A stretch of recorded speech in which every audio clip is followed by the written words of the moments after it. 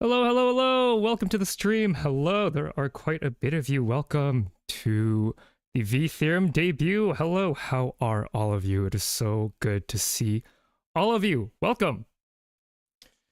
Yeah. I don't appear to be able to hear you, Sai, if you are saying things. Hello, hello, Nep. Hello. All right. We're all good. We're all here. We're in the zone. Welcome to the VTheorem debut. What is VTheorem, you may ask? VTheorem is a group of very dedicated, passionate STEM education VTubers who are here to make education and science communication a regular part of their streaming content. I am Fi the Neutrophil, and I am joined by these two lovely VTubers. Please, can you briefly introduce yourselves? Orange Lady, you go first.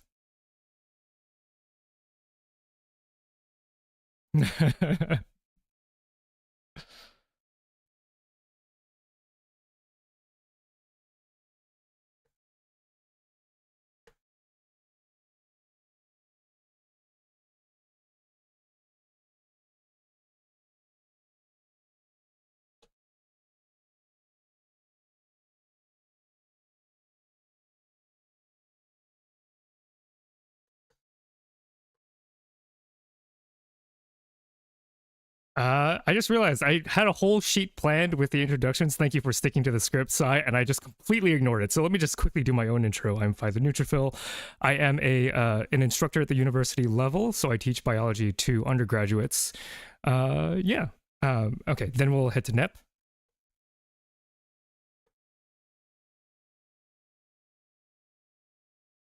No, don't worry about it. Just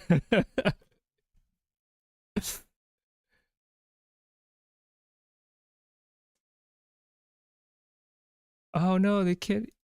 Horticultural There we go. sciences. I am a licensed agronomist by my local government authority, and I specialize in horticultural education with a focus on horticultural therapy, although I am still working towards that certification. All right, great. Sorry, Orange Lady, my audience completely didn't hear your intro because I had desktop audio muted on OBS. Can you do a quick version of that one more time? Sorry. Oh, Can't believe it. I can't believe it. I've been scammed. I've been scammed. Hello, everyone. I am Cideray. I have a background in social psychology and also do meta science research.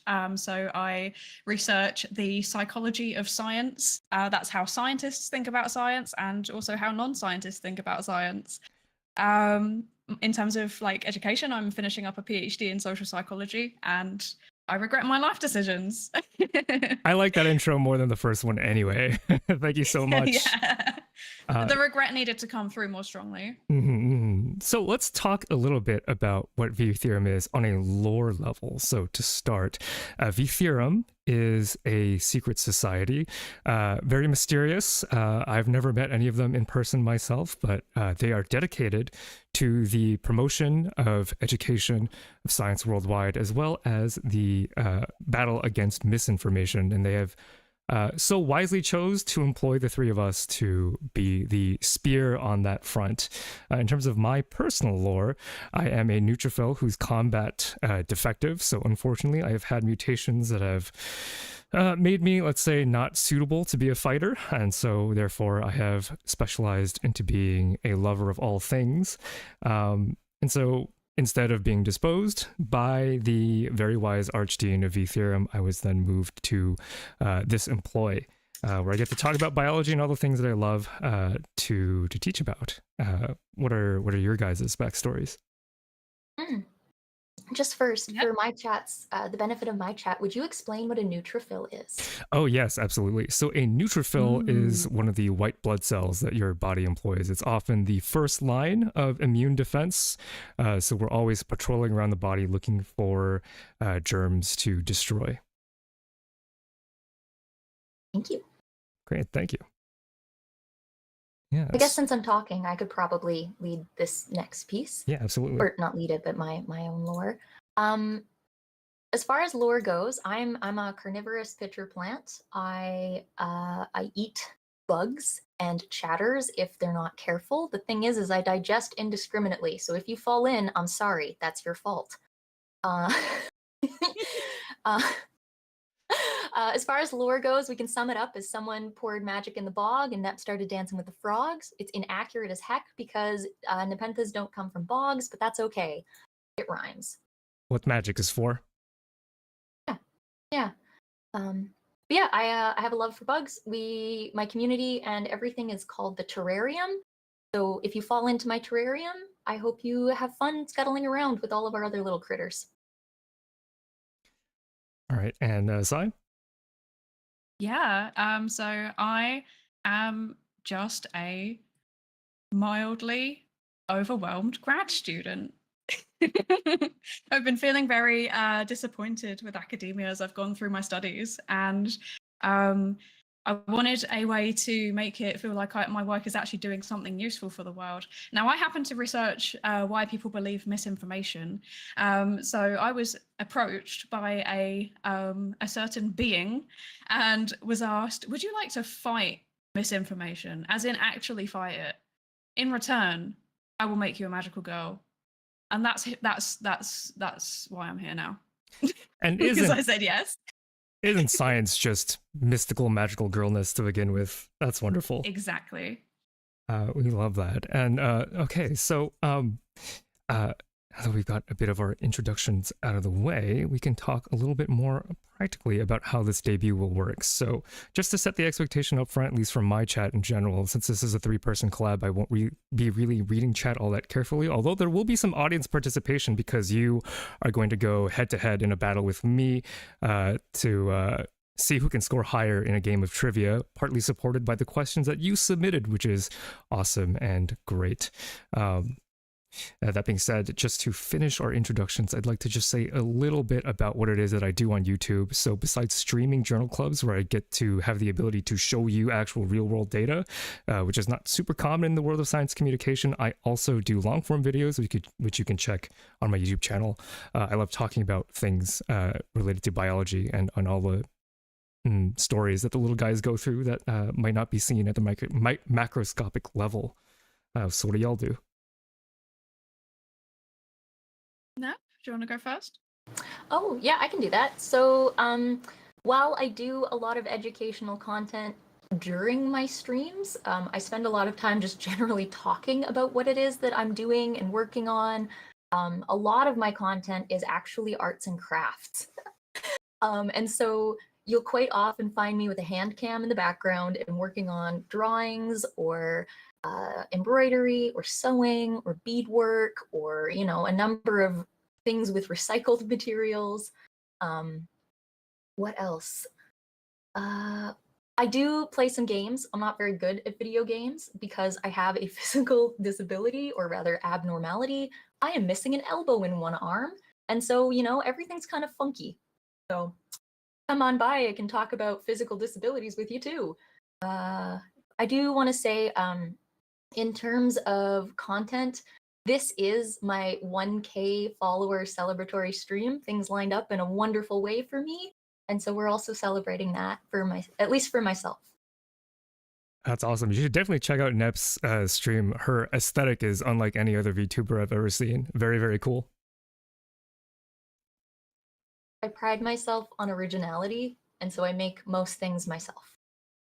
Very cool. Congrats on 1K. Thank you. And Sai, what do you do? Oh, I'm all over the place at the minute, aren't I? So for everybody who has not watched my streams, I am currently writing my PhD thesis on stream. So that means that most of my streams right now are co-working streams. So I'll do like a Pomodoro session where we're muted and we've got nice lo-fi background music for 45 minutes normally, and then I just scientifically yap for 15 minutes. But I do other content too. I read journal articles on stream. I have done presentations. I plan to do a lot more actually in the future.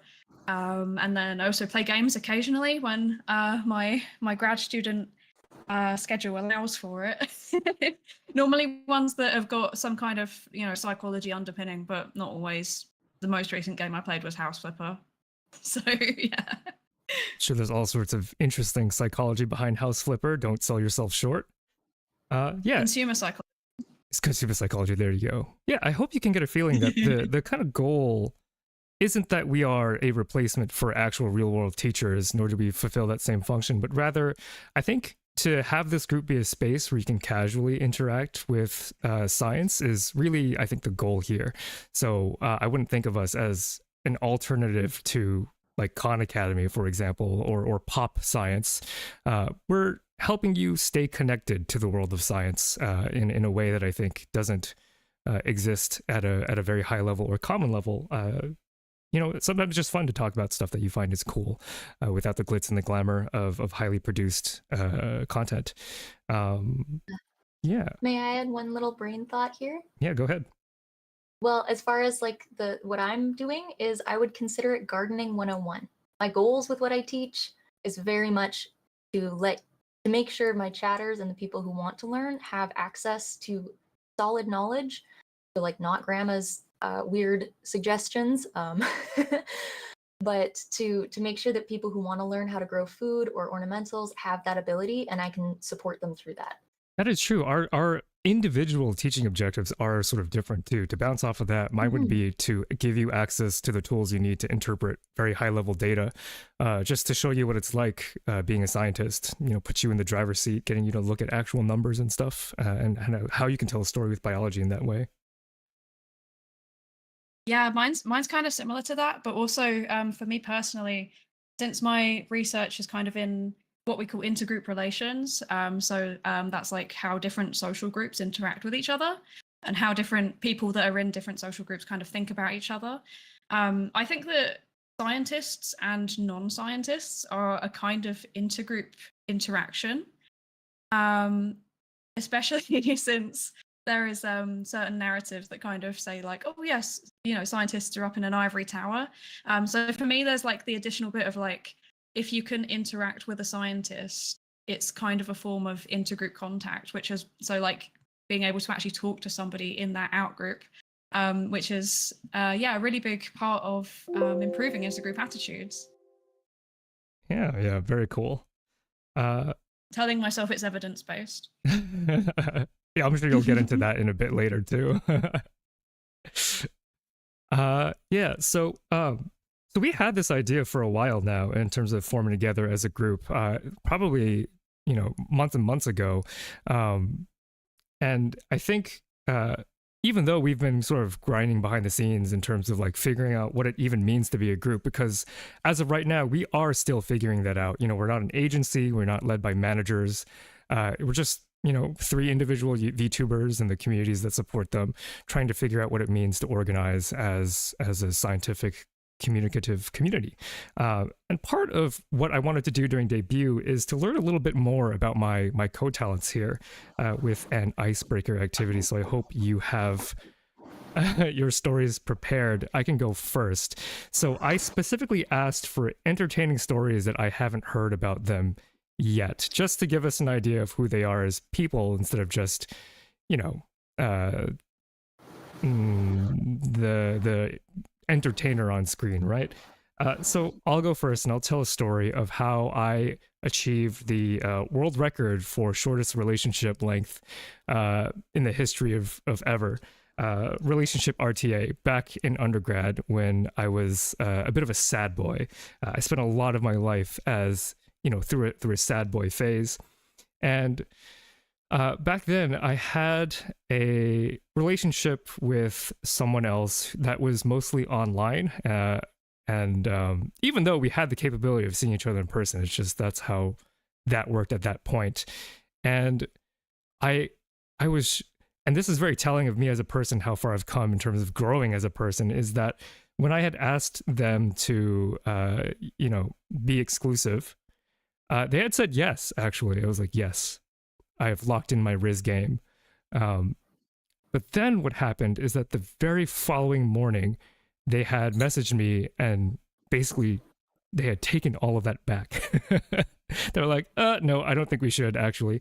The thing that makes this story cringe is I had already told so many people when they had said yes.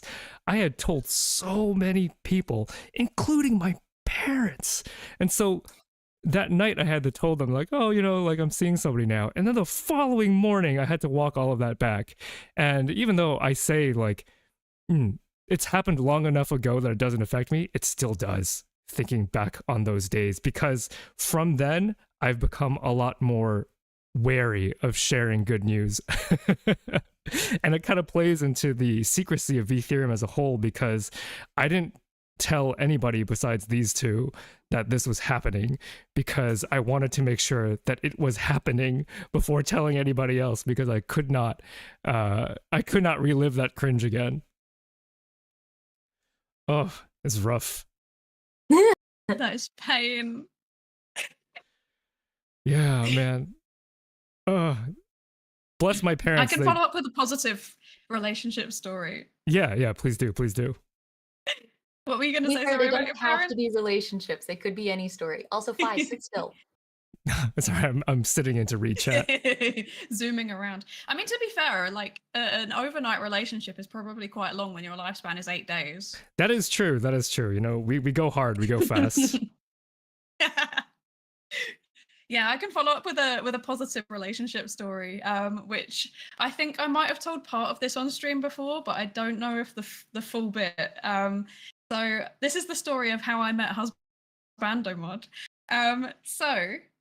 For those of you who don't know, my mod on Twitch is my husband, as in my actual IRL husband, and we met at our university's anime society. However, the thing that I find extremely funny out of everything is that the way that we met was actually he messaged me on Discord. Oh no. So he messaged me on Discord and was like, "What's your email address? I need to add you to the list of emails." And that was genuinely how we got talking. Anime that we were watching at this anime society was actually Cells at Work. So I like to think that everything all comes around in a nice circle. That's beautiful. But on that note, does that mean Husbando Mod is your Discord kitten? Yes. That's incredible. That's awesome. You'll have to. Sorry, I apologize. I'm sending the link for this to my in-laws because they're always interested. What? Just 1 second. That is so my cute. I love that. I also just sent it to my grandma while you were talking. So doing a big stream right now. I can't believe Husbando Mod is your Discord kitten. Husbando Mod gives Discord kittens the world over such hope. Okay. It's true. It can work. Only if you meet in real life and watch anime together, though. Okay, so I do have a story for you guys. I actually don't know if I've told you this. I genuinely can't remember because I always forget things. So, have I told you guys where I grew up? No. Don't think so. Okay, well then this is a fun story. I am from Canada. I was born here. This is where my family's from for at least 6 generations. So we've been in Canada for a little bit. But I did not grow up here. I grew up across 5 different countries and have been moving internationally since the age of 2. And I moved back to Canada when I was 19 for university. So I've grown up in Australia, the US, Denmark, and Germany. Dang. Wait, when did you move out of Canada? That's so cool. When I was 19, so in 2014. Oh, was that when you came back or when you left Canada? Sorry. No, I left Canada when I was 2. Gotcha, because I was like, I can hear a Canadian accent, so I'm surprised that you left. And I have Canadian parents, right? So it's the form of English we spoke in the house. Ah, that makes sense. Yeah. I love Canadian accents. But don't you know? Speak any Danish or German? That's more Minnesotan, because that's where I was there. Give me a sec. Let me. 2 smokes, let's go, bud. There we go. That's the Canadian. Whoa. What did you ask? Oh, Danish and German? Can you speak any? Yeah. I'm kind of conversational in them. I can get more out of reading and listening than I can with what I can say, but I can definitely get by. And I can say things like That's "Hoi valid. Freude," which is pretty cool, and "Alles Gute zum Geburtstag." So, you know, I've Whoa. got some stuff in there. Yes. That's bonkers. That's the And same with I have like one language that I can kind of understand, but I can't really speak it apart from a few Okay. key phrases. I I always also say have I'm a bit very, of very Spanish monolingual, but I'm under my kind of like belt. 1.5. Cool. Ooh. Yeah. Well, from living in the States, I took Spanish for 6 years through school, so I definitely have a good grasp on that one, although it was long enough ago that I don't speak it very well anymore. That's nuts. I did French for like 8 years in school. Yeah, I've got one No language, chance. and then the second language I get shamed for not being good enough at it by my parents, and so it's made learning other languages more fun compared to my second language. Lately, I've been learning so handy. one of the indigenous Canadian languages, or I guess I should say two. One of them is a pidgin language, so it's a combination of indigenous and French, which is called Michif. And I know little bits of that, so I can introduce myself. Tan she deshinakashun nep. That's so And that's so then neat. the other one is Cree, so the Nehiawe language. And I can say a handful of things in that too. Language learning stream when? I actually want to do that. I'd love to do a language, not necessarily the same languages, but to just do a language sharing stream. I think that would be fun and bring in some international kind of collaborators. That would be very cool. Very cool That would be stories. so fun. Let's go ahead and move on to the next up on the list, which is the Q&A that we have prepared. So I'm going to read this off, and then we can each take turns talking about what the answer here would be. So this one's from Romagnolo. I hope I said that right this time. I actually looked it up beforehand, but now I'm afraid I butchered it once more. The question is, what's the inspiration for your VTuber persona? What made you comfortable? Like, yeah, that's totally me. My viewers know this. This form that you see that I have taken is actually from an earlier project where we were going to make Cells at Work before Cells at Work came out. But then Cells at Work came out, and obviously if it's just me and Toxo as a team, we're not going to beat a whole animation studio. So this Neutrophil character was put on the shelf, and then many years later, I was like, maybe I should do VTubing. I wonder what I would be. And I've never really identified with a handsome anime boy. So I think Phi is appropriate for me. It felt right to not be a handsome anime man, for me personally. What about you two? Well, So sorry, you can go first. you go first. So for me personally, I started off just like with a random Vroid model that I kind of just hacked together. And now I've got a custom Vroid model that I've hacked together. But the design of it, I really wanted it to like reflect, first of all, science, so kind of like, you know, scientific tropes, hence the lab coat. But also, I just really like Magical Girl series, and I think that there's a lot of psychology in them most of the time. So yeah, I just like the aesthetics. But also, I think that having a Magical Girl theme, I don't know, it's kind of nice. I just like the interaction between science and magic. I think it's a very cool concept, and it makes me excited. 2-hour video essay on science in Magical Girl series when? Yes. Yes. It's in the works. Perfect. Okay, well, inspiration for my VTuber persona. Well, to be entirely honest, I made my Discord account in like 2017 and my Twitch account based off of that account, like, I don't know, a year later. Didn't really use either of them.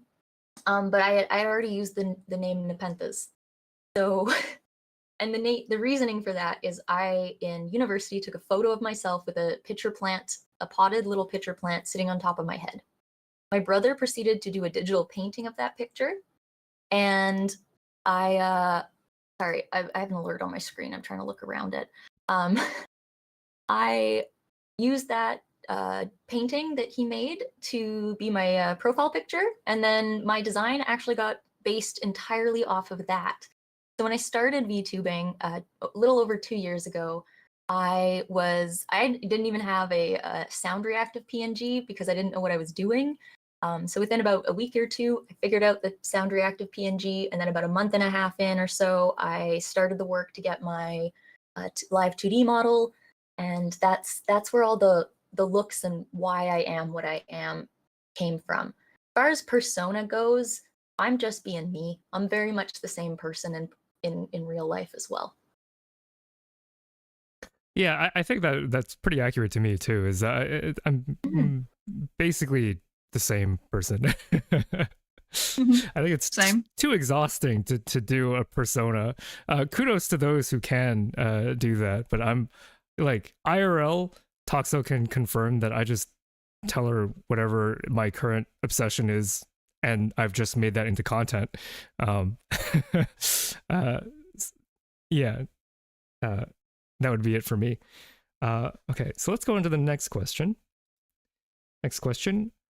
What are your thoughts on MBTI? Also, what is everybody's MBTI? So I figured before we answer, Sai, would you like to give us a definition of MBTI? Oh boy. I don't like it. Unopinionated first, just so that we're all on the same page. Unopinionated first. It's the Myers-Briggs type indicator. It's a personality typology. So that means that it's meant to classify you into one of two options along 4 dimensions. So yeah, I forgot what they are though. Extroverted, introverted. No, I forgot the rest. Feeling, perceiving, some judging. And stuff like judging that. And yes. Yeah, so I figured we would probably share our personality types as assessed by MBTI, and then we can hear from Sai about what her tell us how you really feel after that. When I took this test last night, I got INFJ, so this is the advocate subtype, I think. So introverted, intuitive, feeling, judging. Every time I've taken this test, I've gotten a different result, which I think is kind of interesting. To me, that either suggests that personality is not fixed or this is a little baloney.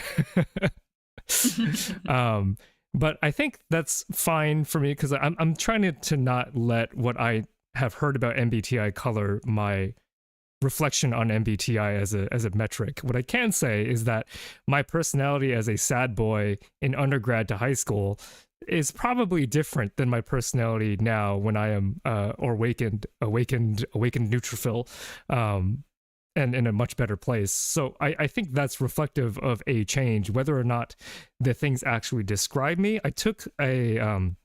When I took the test, I listed every attribute that they assigned to INFJs, and then I just went yes, no for every trait. So the traits are insightful, principled, passionate, altruistic, creative, sensitive to criticism, reluctant to open up, perfectionistic, avoiding the ordinary, and prone to burnout. And I'd say about 6 out of 10 of those are true. So I'll let you come up with your own conclusions as to how good that matches me personally. And then I think we'll throw it to Nep, and then we can let Sai pop off. I'm trying real hard to pull up my Steve Jobs look. Can I borrow you for a second? I just want to say quickly, shout out to Tayu the Goat, who has just raided me. Thank you very much. Welcome in, everybody. Let's go Raiders. Welcome, welcome. Let's go. Where is this? Yeah. Oh, wait. Turtleneck. No, it was called black turtleneck, so it's up here. There it is. Sorry, I need this. This is necessary. Hello, motherfuckers. Oh, sorry. We're actually, how far into the stream are we? Am I allowed to do that? It's my intro for when people join. We're half an hour in, so I think YouTube will be you fine. Follow and it says hello, motherfuckers, so I have to say it back. So I have the same MBTI as Steve Jobs, apparently. So here we go. I'm now Steve Jobs. Hi. It's beautiful. I love it so much. Thank you. I know it's going to color key out terribly for other streams, but it's okay. It looks good on my end. What was the What's the name of this? I took a screenshot because I knew I was going to forget. I have the ENTJ. Whatever that was. Extroverted, intuitive, Extroverted, thinking, and judging. Judging.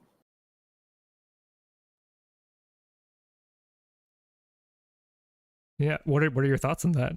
Do you think that accurately describes you?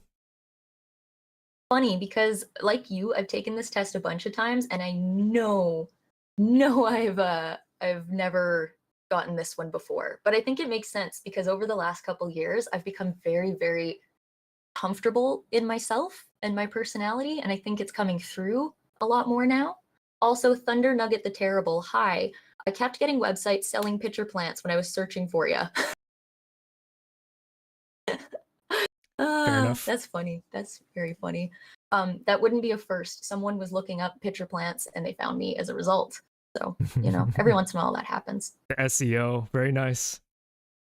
Yeah, I guess I have the same personality as Steve Jobs, and I will take over the world. Thank you. That is a fact.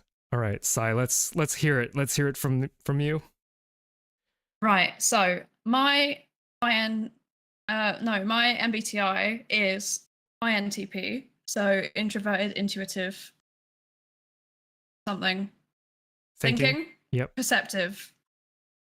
Which is the logician, which means that when I see BS, I call it out. So I'm about to tell you all about the MBTI right now. So the MBTI, right, it is this personality test. It's been going on for a very long time, and lots of people swear by it. It's used a lot in business. However, we do not use it in research because it is extremely unreliable. The thing about of getting a different finding across time, that happens to most people. It's really not very stable across time or across context. So what we want from a good personality test is for it to be consistent, regardless of the time period where you're giving it. So for example, if you give it 10 years time, it should be roughly the same. And then also across different contexts. So, for example, if I give you the personality test in school and then also at home, it should still give roughly the same answer. MBTI does not. It does not. It's really, really bad for this. And because of that, we actually don't use it in research pretty much at all. You'll still see like business schools using it, but psychology, we don't use it at all anymore. It's attractive because it gives you a label, but personality does not work in dichotomies. You cannot say that this person is introverted and this person is extroverted. We all fall on a spectrum in all of the different facets of personality. And oh my God, I'm so sorry. That is weirdly. I'm screaming with other people. That is weirdly something Steve Jobs would have done. Genuinely. I'm sorry. I purple on stream, but I try not to do it to other streams. Fuck. Sorry. God damn it. That's fine. Quiet. It reflects how I feel about personality, the MBTI personality. I'm gonna sit back and eat my plain leaves of lettuce now. Don't mind me. Oh my God, lettuce gang, let's go. To be fair, I'm the most gremlin out of the three of us. So if you want like absolute off the rails shit, you come to me. I'd say I'm like, pretty on the rails. Probably number two. Yeah, I'm in the middle. I'm firmly on the rails. All of my off the rails is like on. Yeah, my off the rails is like get my way off the rails. My off the rails is I've drank 2 bottles of wine and I'm screaming. Also, it's Christmas. We're singing karaoke, like Christmas music. I'm super glued to the rails. That's okay. We got a little bit of everything here. We have a great, yes. What do you call that? Spectrum? Yeah, a little bit of everything. And yet we're all scientists. Yeah. Scientists are a range of people. We don't all fit into the logician MBTI subtype. Although that's what I was back in undergrad when I was a sad boy, so... Oh, what does that say about me? I don't know. I don't like this. I do have a follow-up question, though, in terms of MBTI being bad. So is there an alternate personality test you would recommend that has validity? Yes. The majority of modern research uses the Big Five personality test, which is on a scale. So it reflects the spectrum. It has 5 sub-facets, hence why it's called the Big Five. I feel like I didn't need to clarify that actually. Oh gosh, I have to remember now. So there is openness to experience, which is like how willing you are to try new things. Ocean, yes, that's the one. Tayu knows. But yeah, openness to experience. So how willing you are to try new things and to test out new stuff. Conscientiousness, which is basically how organized you are. That's kind of the way that I would summarize it. So what we'd consider quote unquote good students who are diligent and do their homework and stuff like that would be high on conscientiousness. There is extroversion and introversion as a scale, not as a dichotomy, as a scale, which is the same as in MBTI. It's how much energy you get from social interactions or whether they tire you out. A is agreeableness, so that's how much you, basically how friendly you are. I don't know how else to describe it. It's like how much you enjoy social interactions being conflict-free. And then neuroticism, which is your propensity to experience negative emotions. That's the word. Negative emotions. Although relationships does tend to be an outcome of that. Mm-hmm. That makes sense. Yeah. So there you go. Down with MBTI. I also had up with Big Five. Mm-hmm. Yes. Less of an answer, but more just I'm gonna pick your brain for a second. Mm-hmm. Have you heard of how MBTI is being utilized in Asia lately? No. It's a really fascinating thing. It's getting to the point that you need to have the right kinds of MBTI to get hired. That actually doesn't surprise me. I think that was a thing in the West for a period in like the 80s or something. Yeah, but I know it's there's this like right idea.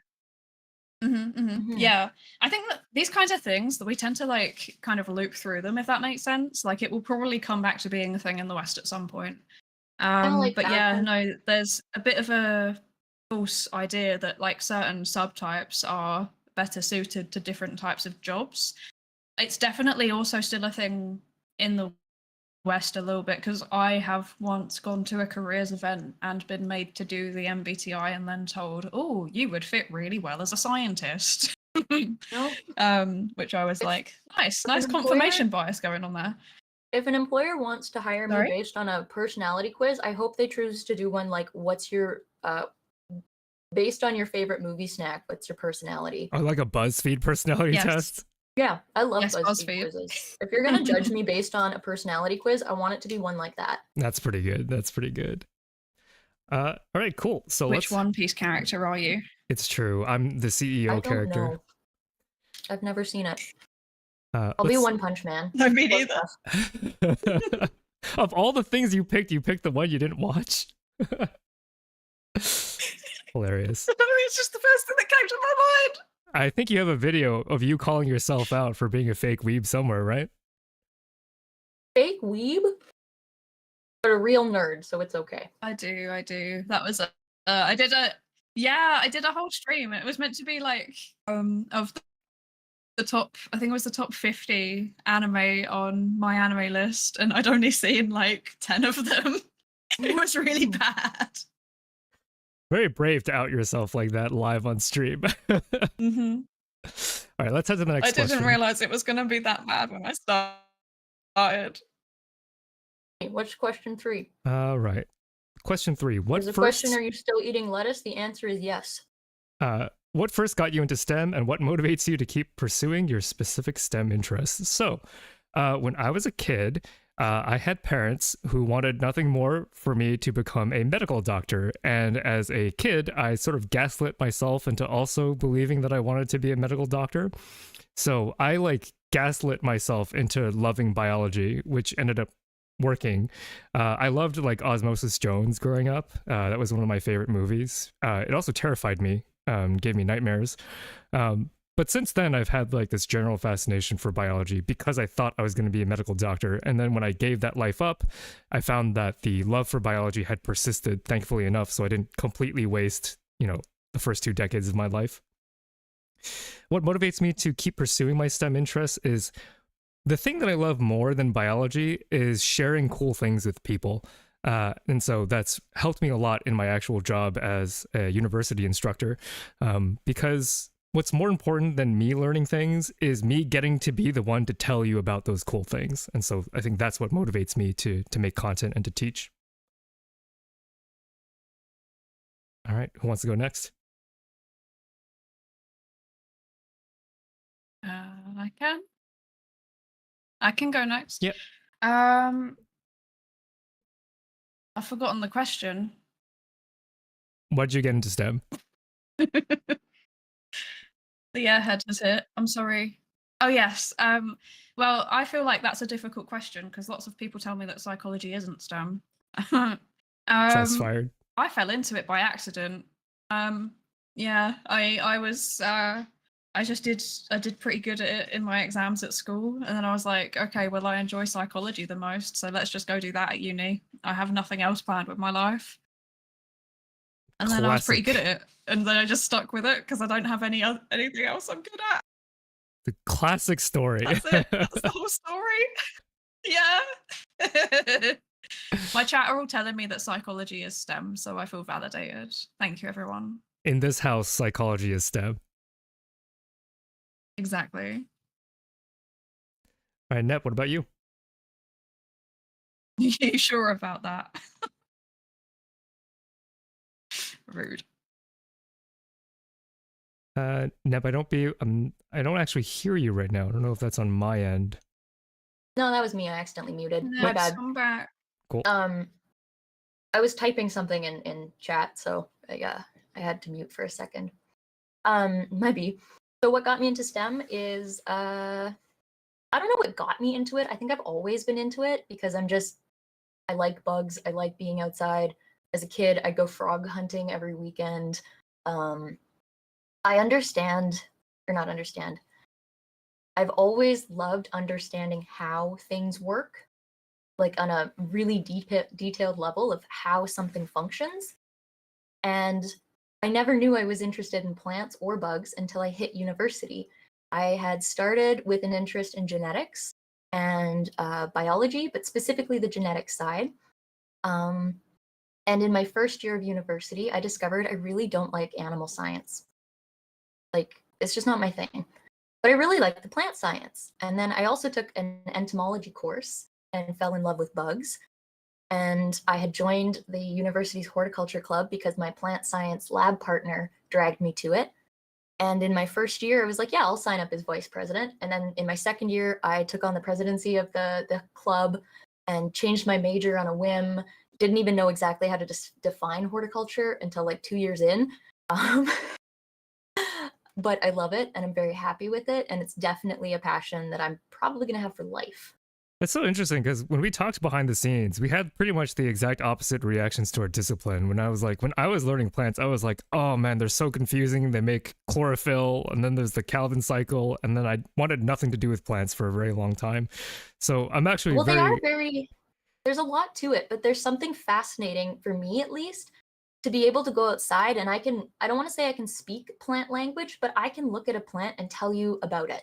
I can tell you if it's struggling, I can tell you if it's happy, I can tell you if it's sick and what kind of thing it's dealing with. There's so much that I can do with a plant these days that I never knew about before. So that's the kind of passion that I'm trying to pass off to people. So my AP bio teacher for classes in the US, he was a very, very old British dude, and during classes he would just like tell us about flowers and plants, and he would have that same kind of like knowledge about plant life. And I remember thinking, damn, that's so cool, but I cannot trudge myself through reading about it. I would prefer to have somebody tell me instead. So I am very grateful that you can share your knowledge about plants, because I found I'm just going to read difficult. one comment from my chat from Kalsang because I think it is funny and relevant to this little bit. He says, One time I asked Nep to tell me what kind of fern I had found, and she told me that's a pine tree, dum-dum. Classic. So, yeah. All right, cool. Let's move on to the next question. All right, so what is the group's biggest target at the moment? So I've been thinking about this, and I think for me, I have two answers. So the first answer is the short-term answer, which is the biggest thing for us to figure out right now is to understand what it means to actually be a group. There are many more education-based VTubers out there, many more science VTubers out there. As far as I know, we are the first of, the first organized attempt at having a group association. We're definitely not the first to collab in the world of science, but just understanding what it means going forward. In the long term, this thing about the MBTI personality types does sit very well with me in terms of being someone who is very head in the sky, ambitious. I think it would be really cool if you could, click on a VTuber's account on Twitter or something and see the tag VTheorem and instantly know that what you are getting into is someone who cares enough about education to make it a part of their regular content. I think that would be very cool. It would be a very amazing thing for that kind of environment to happen. And figuring out how we make that happen, I think, is going to be very interesting in the next couple of months to years. Yeah, I mean, that's kind of what I've been doing since the start. I went into streaming with the intention of trying to get a group of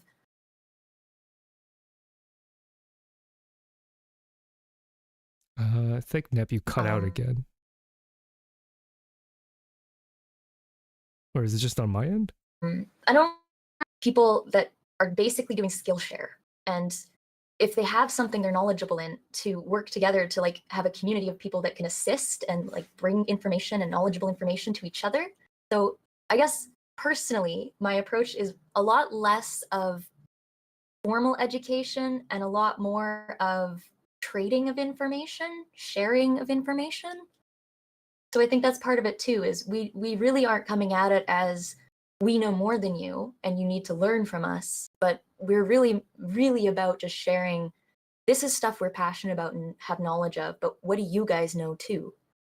Yeah, I think the aspect of sharing is something that I really want us to be known for in terms of, again, we're not a replacement for your classes, but there are so many cool things that we can share, and I think sharing that is important and cool.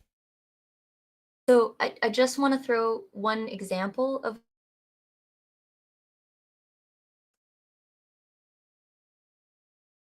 what that would look like out there. I have come across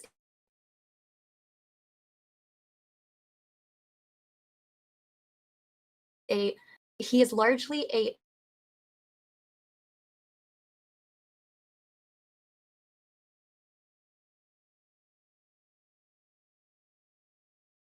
bathing, horticulture, crop. So it's not always cool. STEM, but it can. Oh yeah, it can include STEM. So yeah, no, I think it's not just the university level STEM. We're really trying to just bring interest to everyone. I kind of get that because, well, no, definitely, because I think the reason why a lot of people say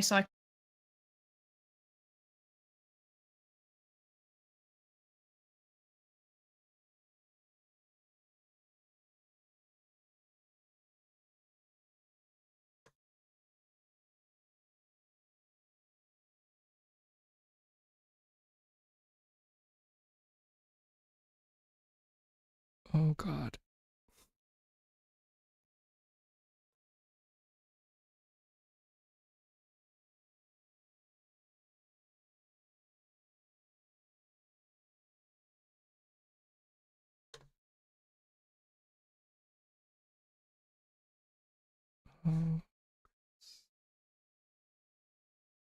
Important thing for me, my mantra behind everything I do is that intelligence is not education.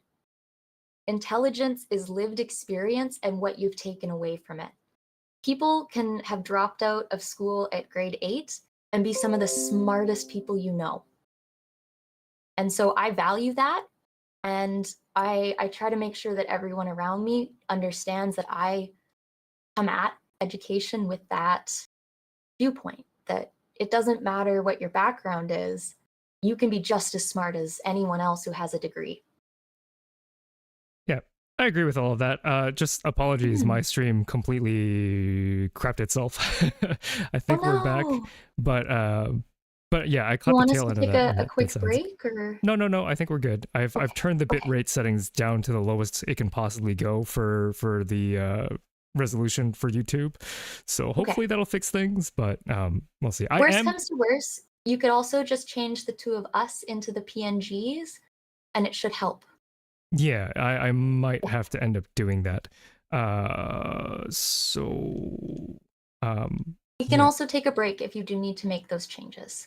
I think we'll be okay because I'll just go to the next question and then I'll make the changes while you two answer. So I'll go ahead and go to question 5 now.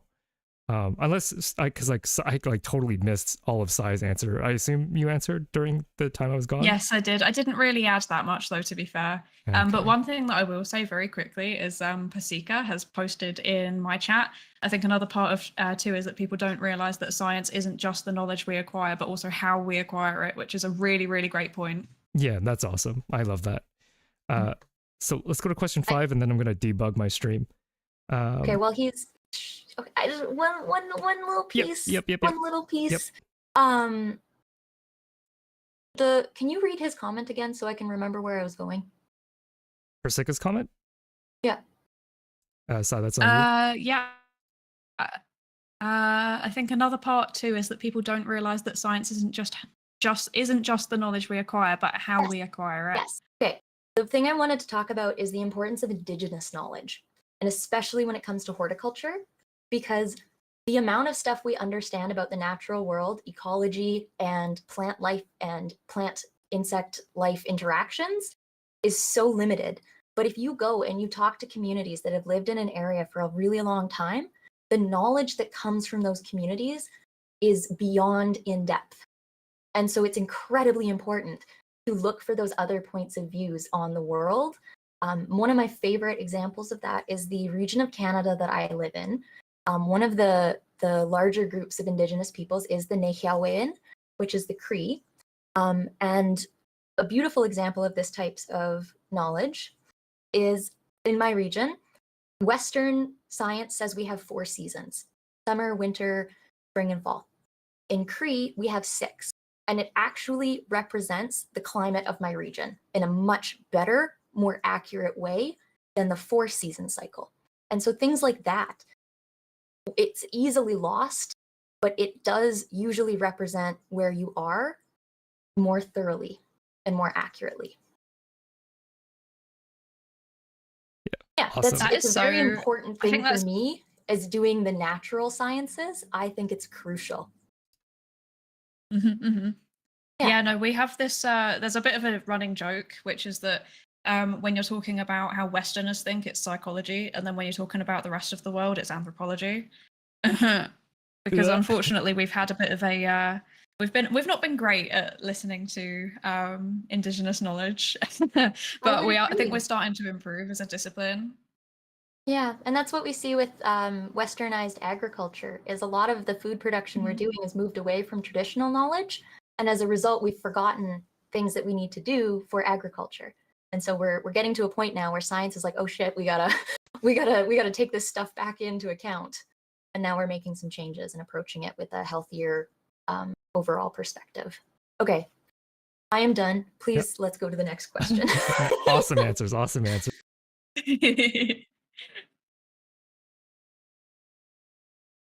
Explore from Veriona. Oh, Fi, you've disappeared. Your mic. Oh, my mic. You're back. The stuff. You're good now. Okay, cool. Question 5: has AI created new paths of research? I am getting a hardware update, by the way. just for my stream watchers to know. The scuff will only be here for so much longer. I will be buying an actual PC and upgrading my internet in just a bit. So please I bear can with say me. you won't have an answer for this question. Yeah, no worries. So has AI created new paths of research that you've been able to explore from Veriona?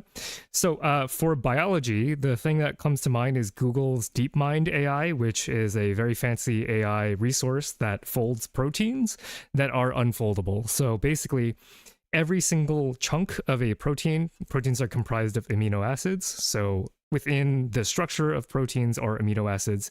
Each individual one of these amino acids has its own specific shape and charge. And so to understand how proteins fold requires experimentation, right? You have to be able to actually take a picture, basically, of proteins to know how they look.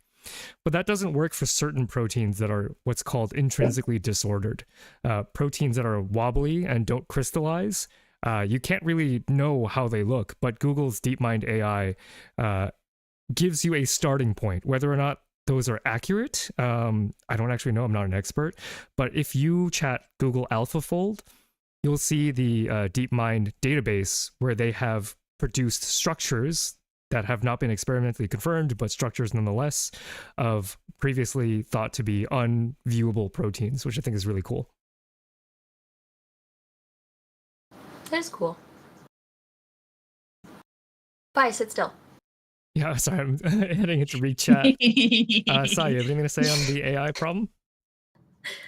Yeah, AI is an interesting one. So I think from what I'm getting an ad break, by the way. Should I pause? Should I wait? No, brain. Okay, I'll just keep going. I'm sorry, ad watchers. We can just Come wait back to 30 the VOD. seconds. Do you want me to do some interim? It's a 3-minute one. Oh, I can rap. What? Interesting. No? Yes, I'm no. interested. How long do we have? How long is this ad break? It's 2.5 minutes. Fascinating. let me pull up some lyrics. I can do this.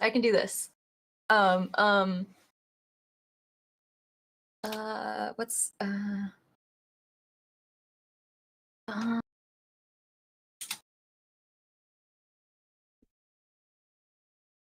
okay, I'm not gonna pull up the song. I'm just gonna do the rap. Are you ready? This is terrible, but really funny. Oh, the ad watchers. They will be missing out. Go Once ahead. upon a time, there was a one-man gang who never ran from anyone or sold cocaine. Oh, geez, in the city, all knew his name. So here's a little story about the gang that he claimed. The Hars, I know he was from a Okie dog grip. When he get up at the pen, better hope he don't trip. Teriyaki or pastrami, they are always in some beef. Legend to this day, they talk about him in the streets. It's not a real hood, it's something that he made up to piss gangbangers off because he never gave a fuck. He wore white pearl wings with the pink and green strings and dare anybody on the store to say a thing. Seen him knock a lot of dudes out with one swing, but by his side he always kept the baddest bitch you ever seen. Made his first million by the age of 17, running credit card scams, never touched a triple beam. He was the king, everybody tried to tip on him. Well, they would get confused when the Okie dog cripped on him. Most of the time they would just start laughing, but they all got knocked out quick just for asking.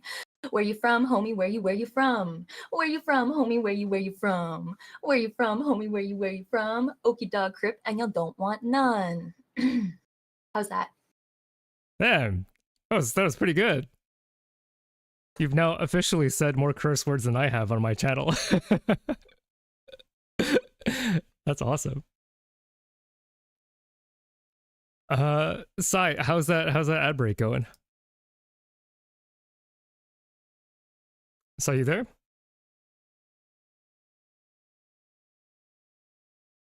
Hello? Love him. Is this a good time for me to tease something that I'm working on in the background? Oh, you're also doing a rap.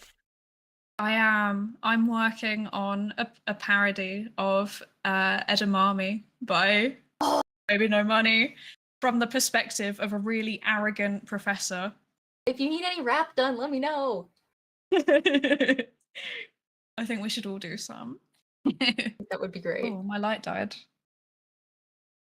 Right. It's going to be incredible. I'm not going to lie. There's Loki. Some there's some stuff in there that I'm actually kind of proud of. Mm-hmm.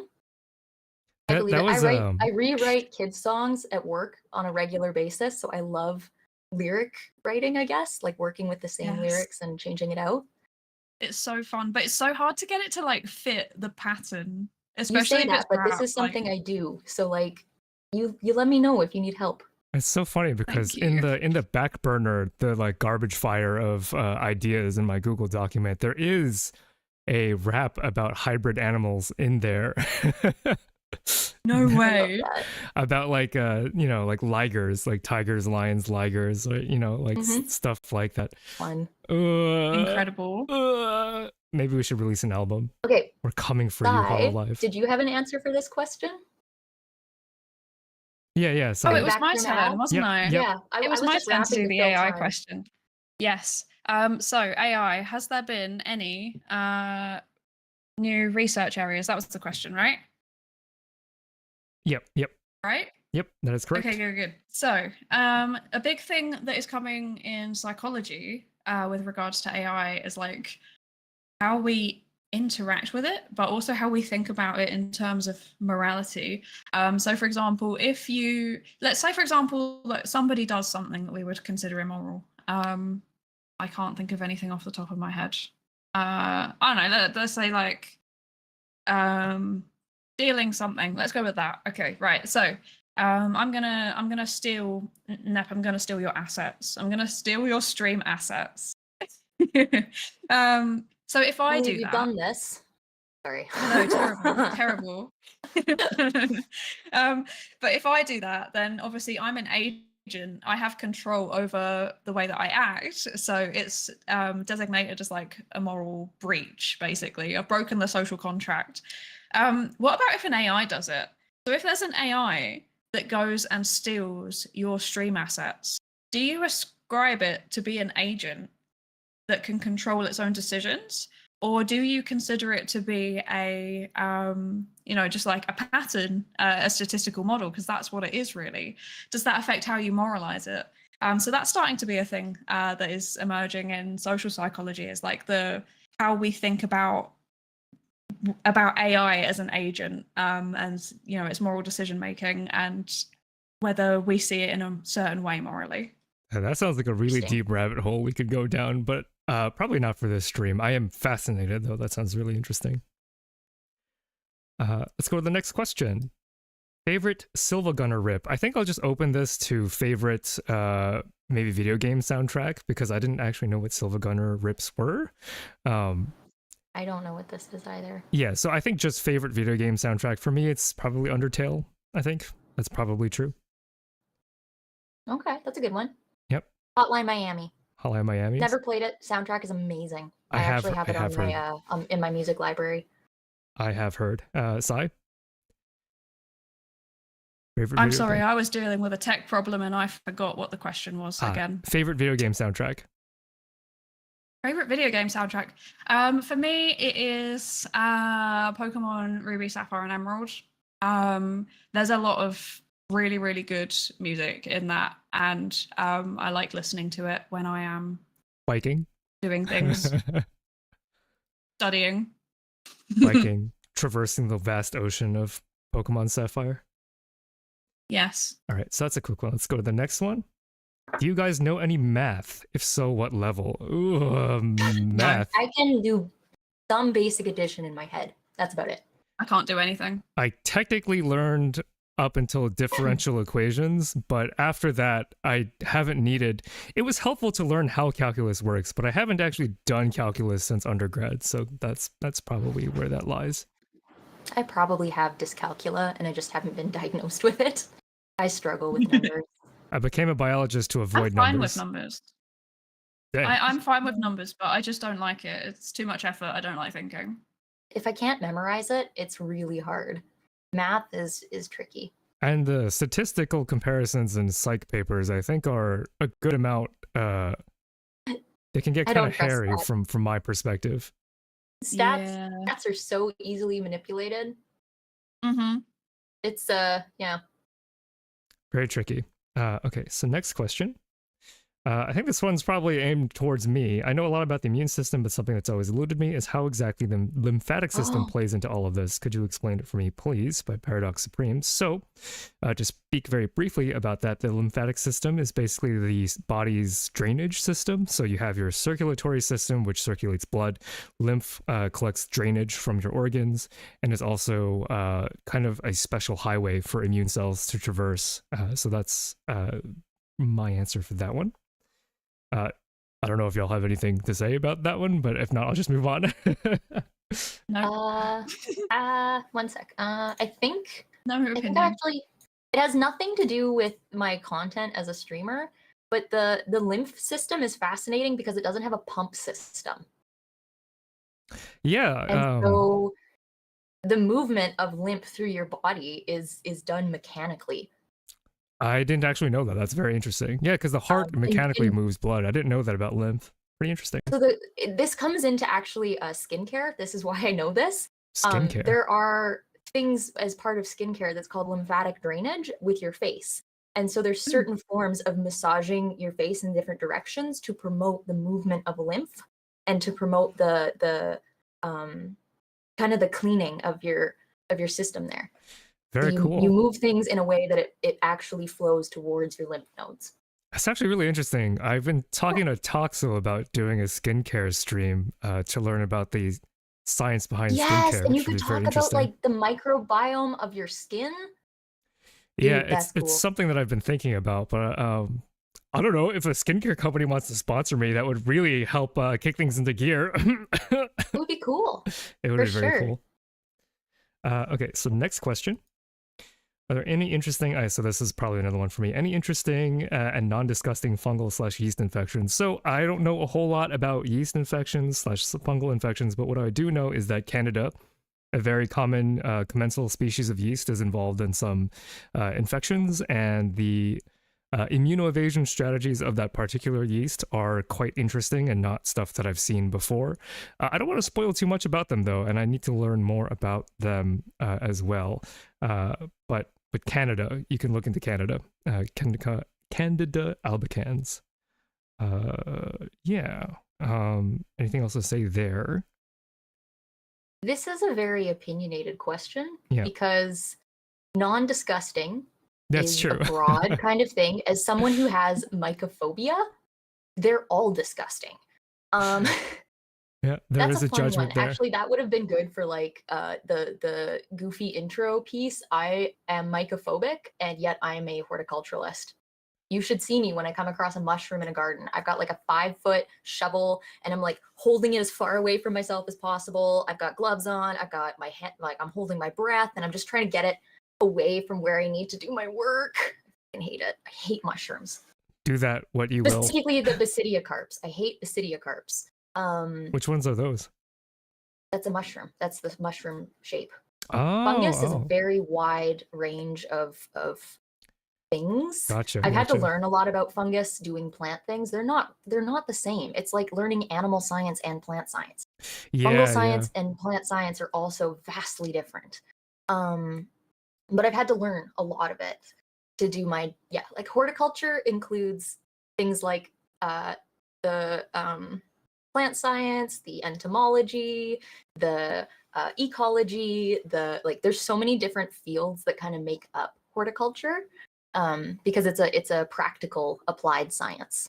So yeah, there's lots of them. Like there's things like smut.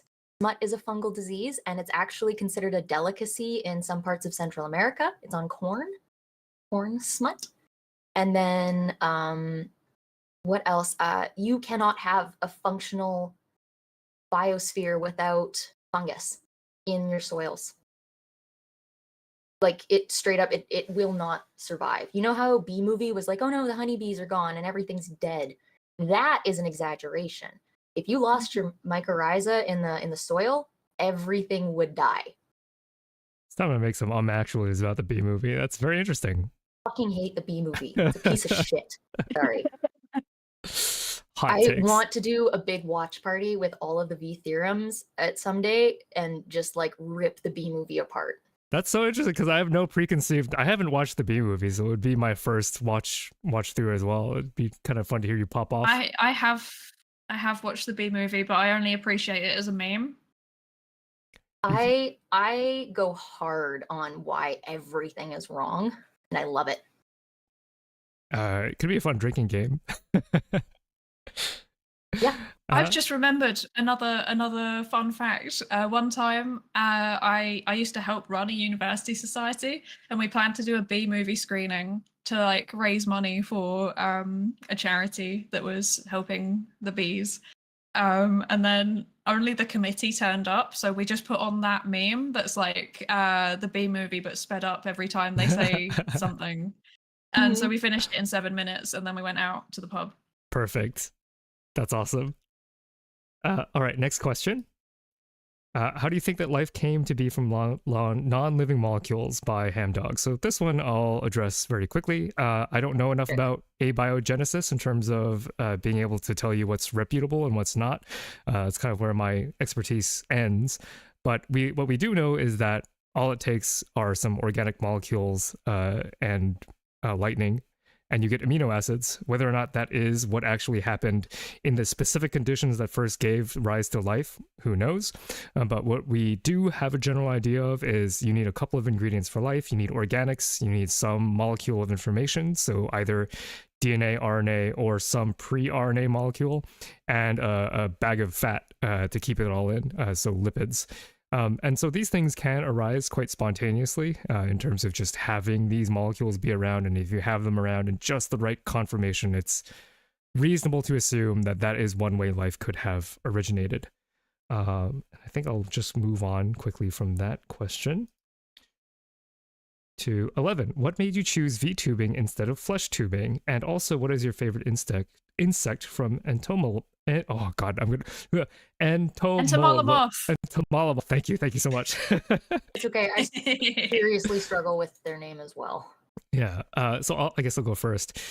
So I don't want to have my face out there because I like talking about the behind the scenes of being an instructor. So like, I always found professors to be very mysterious beings, almost like gods in a weird way. Not to blow too much smoke up their ass, but like, you know, like beings that are so dedicated to the craft, like world experts, and they seemed always like kind of unknowable. And I'm not a professor, right? So I don't have that level of accolade. But what I do have is like a behind the scenes on how instructors can think about how they provide education, which could be interesting for some students. But like, I don't want my face out there in that regard. Although in one version of my channel, I was a flesh tuber, and like the content I made was just not good enough for YouTube, so I discarded those ideas. And in terms of what my favorite insect is, it's probably the bombardier beetle. Who doesn't love a beetle that? Because when I was a kid, I wanted to engineer Pokemon. Like when I was in 5th grade, I had this very strong memory of like, oh, if Charmander really were to exist, how could I like biologically engineer that to happen? And a peek behind the scenes, that was one of the YouTube shorts that I wanted to do, like bioengineering Charmander. But while I was making that short, I had realized that in this video, I had basically given my audience a step-by-step instruction on how to create like a chemical flamethrower out of ingredients that you can buy at the pharmacy. So like, you know, thinking about moral and ethics, I decided not to do that. But yeah, the bombardier beetle is very cool. Well, I like that guy. I'm gonna answer last because this is my jam. Yeah. So why did I decide to be a VTuber? So I am neurodivergent, and I have a lot of my face does weird things. That's literally it. I feel I'm not very good at functioning in front of a camera or in front of people, but I'm fine if I'm an anime girl. That's it. And then for my favorite insect, I'm quite like, I'm gonna be a bit basic bitch. I like bumblebees because they're cute. That's it. They are cute. They are cute. Can I suggest a bug for you to look up? Yes. The bee fly. The bee fly. Oh, is that the one that Cutie Fly, the Pokemon, is based on? Yep. I love that one. Yep. So cute. Good old Bayesian mimicry. It's so fluffy. They're so fluffy. They're one of my absolute favorites. Top 10, actually more like top 3. I fucking love them. Yeah. So what made me choose VTubing instead of flesh tubing? I have never had a smidge of interest in being a flesh tuber, like a live streamer, until I found out that VTubing was a thing. And I went, oh my God, because I find being a VTuber on screen, it's just like wearing a costume. And I absolutely love dressing up. I love it. As a kid, playing dress up was like top 10, but I wouldn't even like act out the character. I just wanted a costume on and then I go do my own thing for the day. Like I'm someone who wears a fucking pirate hat in public on my birthday because I just think it's a good birthday hat. Like I wear a frog hat every single day. I will put it on my head. I even have a picture of it loaded into tits. Or not tits, VTube Studio. Let me pull it up here because I'm currently wearing it right now. Born to be a VTuber, more or less.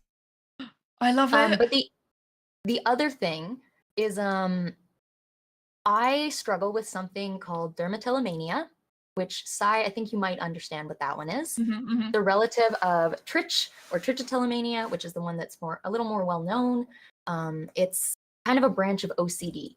And so what it is a compulsive skin picking disorder, which I've been trying to beat since I was like 11 or 12.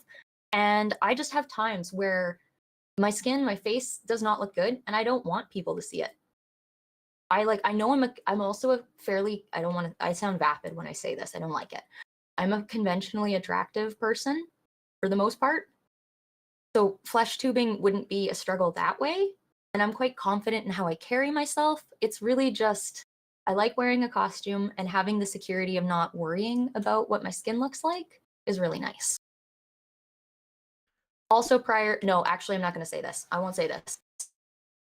Yeah, I was just gonna say that's partly why VTubing is awesome. Is we can really be in the moment and not have to worry about like what our faces are doing. I agree, and the pandemic has really made that clear to me that sometimes I just wear a mask to university because I don't want people looking at me. Well, I'm someone who always wears a hat. I'm not very tall. Like most people are either my height or taller. And so I wear hats that have a brim of some kind because it kind of creates a barrier between us.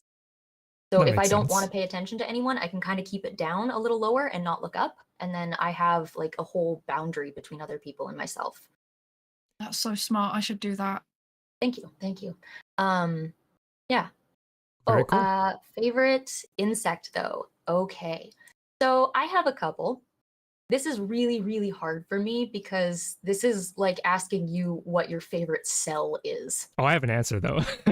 But like when you think like I'm sure there's lots of them. So for me, my default answer is usually the bee fly because they're fucking cute. And there is a representation of them in pop culture, which is cutie fly. And so like, yes, they're excellent. And they're pollinators and they're cute as hell. They look like a pom-pom with like a toothpick sticking out of the front of their face. But I absolutely adore these things called Strepsiptera. I think they are so fascinating. They're one of the insect groups that's the least studied and least well known about.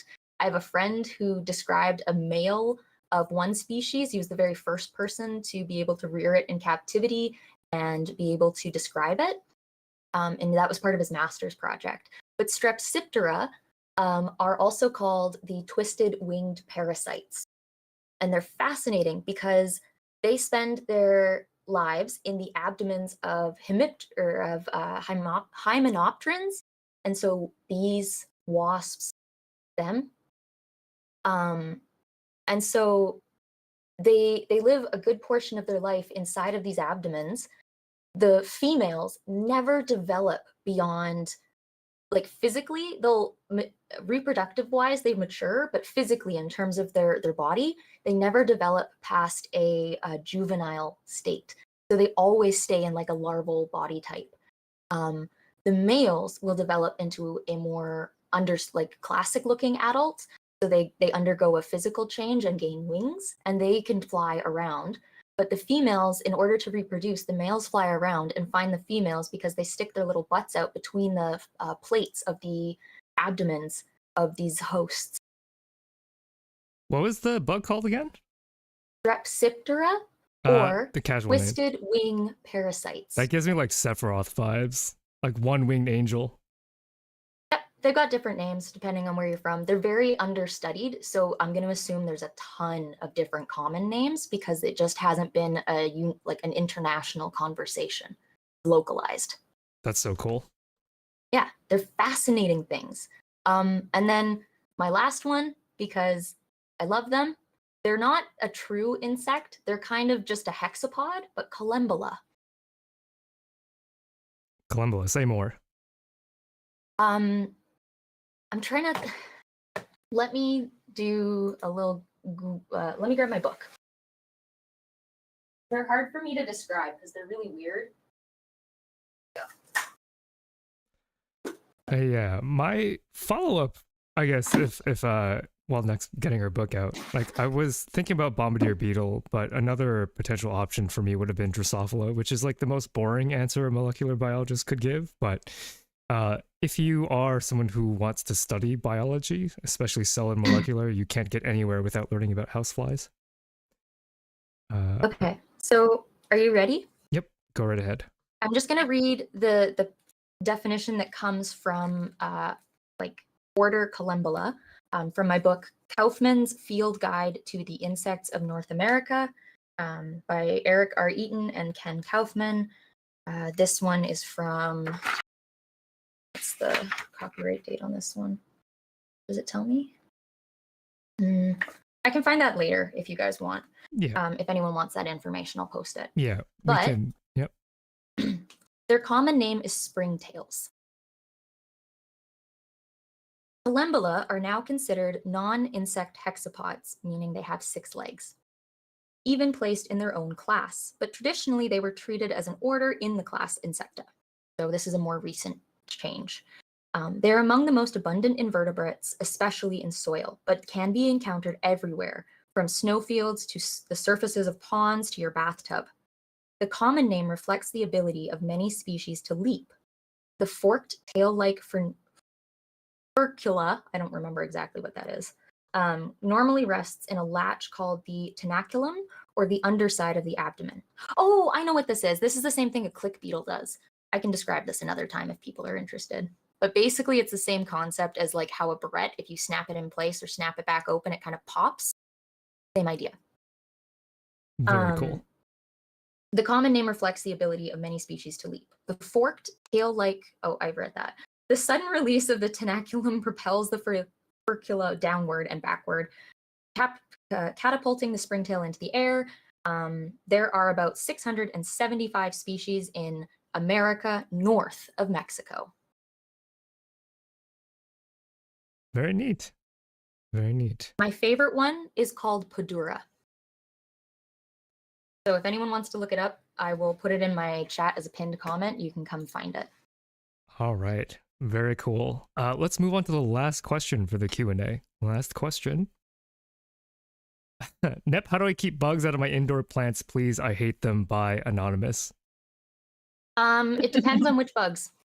So if you want an answer, literally just come see me. Come to ask me. You can DM me on Twitter. You can do that in Discord. You can reach out to me here in chat. I will happily talk you through it. There is not one general answer. All right, great. So that is the end of the Q&A. Now we get to have a little bit of fun with some chat participation, at least from my chat, because I'll be throwing up polls. Let's play some trivia. So I think this would be a fun little thing that we could do. So let me go ahead and change scenes to the trivia scene. And then let me replace Phi and Nep with assets that won't completely destroy my my churning I can laptop. take these off. Is that better? There. I don't know. I'm putting up static images of you two just because my thing is. Do you want the reactive, like the sound reactive ones? No, I think it'll be okay for now. It takes me 2 seconds to give you the links. I already have the things pulled up. It's not a big deal. Okay. Yep. Okay.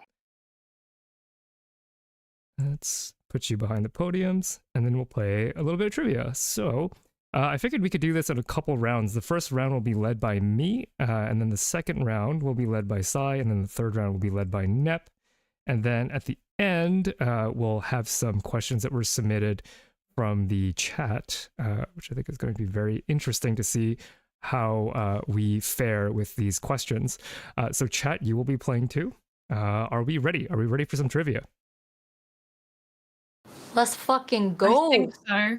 All right, let's do it. Let's fucking go there, buds. All right, round one is my round, cell and molecular biology. So I will read the question and then you will have 30 seconds to come up with an answer. We're good, right? Is the thing ready? Is it full screen? Can I share it? Yeah, you can share it. Cool. I don't know if it's full screen. If it has to be full screen, you might have to crop it a little bit. That is fine. I had to crop.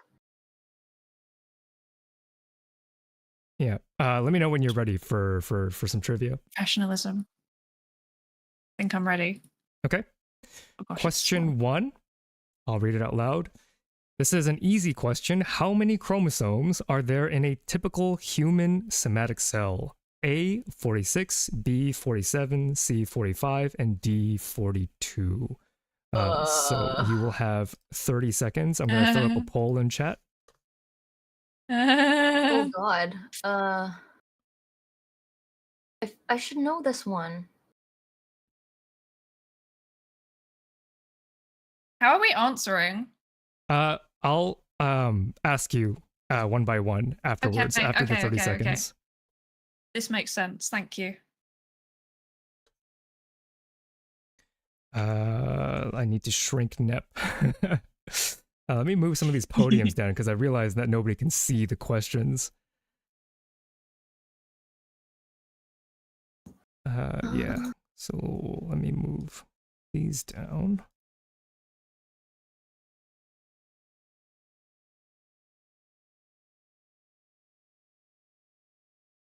Nep, you are just going to be just ahead outside of the podium. I guess I'll shrink side down too. All right, 10 seconds left. My things are in the wrong order. I'm gonna get confused. I gotta fix that. All right, 5, 4, there we go. That's 3, good. 2, 1. All right, so Sai, what is your answer? My answer is 46 because I think I remember 23 at some point, and I'm pretty sure that that's double. Okay. And Nep, what is your answer? I'm picking D. I also don't remember exactly, but I know it's an even number. Unless you got that triploidy going on. All righty. So the answer is in fact A, 46. So I'm going to update your score counters up here on the screen. Yeah, we should have scores. You're right. Yeah, you're right. Let's swap young Selden with Nep. So that way, be a little more natural. So who gets a point? Wait. So Sai gets a Sai, point, and Chat When gets a do point. you get answer? What did you answer? Oh no, I wrote these questions, so I'm not going to be answering. Yeah. Okay. Yeah. I see. Okay. Okay, so Sai gets 1 point and I have 0. Yes, that is true. That's okay. Okay, let me put this here. We know what we're doing. Yep. That we do.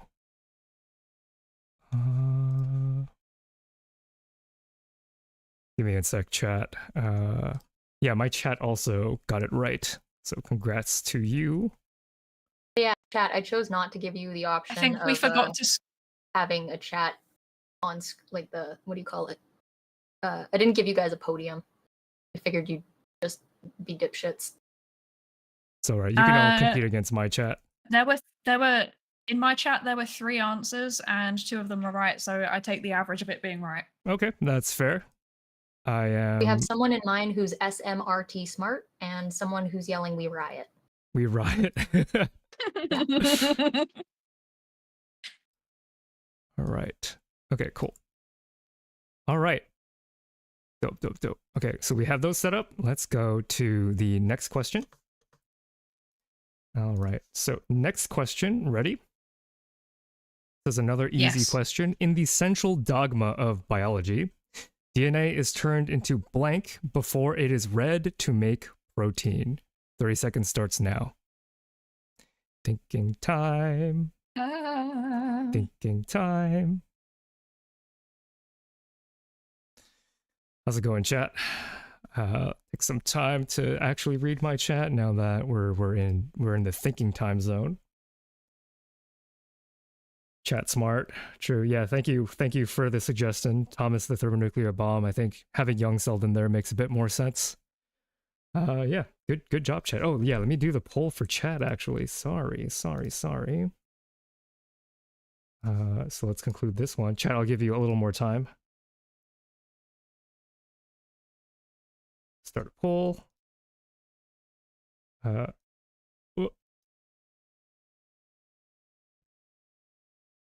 right, there you go, chat. I'll give you a couple extra seconds just because I took a bit long to give my chat the option to answer. All right. Do like another 5 seconds. 4, 3, 2, 1. All right, my chat is answered. So this time let's start with Nep. What is read before it is made into Messenger protein? RNA, right? Am I wrong? So your answer is C. Let's go C. to Sai. My answer was going to be B. All right. And chat answered C. The correct answer to this question is DNA is turned into mRNA before it is read to make protein. Good job, chat. Well done. So Nep, you get a point. Oh, yeah. Chat, you also get a point. Gets a point too, but I don't have a scoreboard for them, so they just get a point in their hearts. No points. Which might be being stabbed. I don't know. Sorry, guys. All right, this time I'm going to conclude the poll so I make sure that I do this right. F. Okay, so those were the quote-unquote easy questions. Now we're going to get into some more intermediate trivia. All right, ready? Question number 3, the first intermediate one. Which of the following techniques did Rosalind Franklin use to elucidate the structure of DNA? A. Cryogenic electron microscopy. B. X-ray crystallography. C. Circular dichroism spectroscopy. Or D. Nuclear magnetic resonance. Start that poll. These are words, and I know what they mean. Sorry. I keep forgetting that I'm not supposed to do that on other people's streams. Fuck. All right, 30 seconds. I'm so sorry that I can't keep the degeneracy in. Oh no, it's totally fine. I'm trying to be on my best behavior for you guys. And that's what makes it. You'd think I could do it because I work with kids as a day job, but like you put me in front of Twitch and it's just I'm incapable. It makes it funnier. Net burp count too. Yeah, where is my net burp count? Oh, we're at 686. Okay, I'll do another 5 seconds. 4, 3, 2, 1. All right. Let's start with Sai. So, what is your answer here? It's a bit trickier. The only one that I have heard of is B. So I'm gonna go with that. Okay, Nep, what is your answer? B. B as well? As in bzz. Okay, great. Chat also answered B. Congratulations, you were all right. Can I give my reasoning from what I remember as a non-professional in this bit? Go ahead. I remember that Rosalind Franklin died due to what is it? Exposure to the X-ray rays. And so because we didn't understand what they did to a human body yet, when she was doing all this research, she ended up getting pretty sick from it in the end. Not to call you out, Nip. No. Oh wait, did I get it wrong? Is it a different scientist? Somebody can fact I check me. thought that was Marie Curie. I believe that's Marie Curie. That's the one. Okay, sorry. I'm getting the wrong scientist, but at least I used the right thought process. Yes. Correct answer. Very good. Very good. Yeah, no, call me out because that's a huge part of science. Is if someone gets it wrong, you let them know. My chat said D. Your chat is wrong. Awesome. Okay, another intermediate question. Ready? Which of the following is not an amino acid? A, lysine, B, threonine, C, aspartate, or D, pyruvate? Yeah, I'm not going to be too strict on the timing for these. We'll just take however long feels good. So we'll get that up for chat. No, time feels good.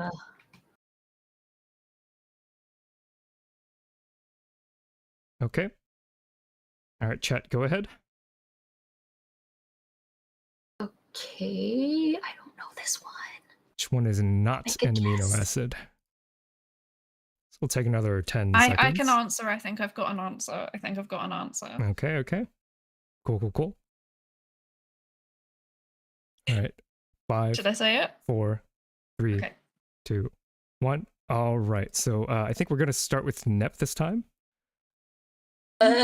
My guess is D, but I genuinely don't know. All right. These are not plant things. All right, Sai, what about you? I was also going to say D because that sounds like a mineral to me. Okay.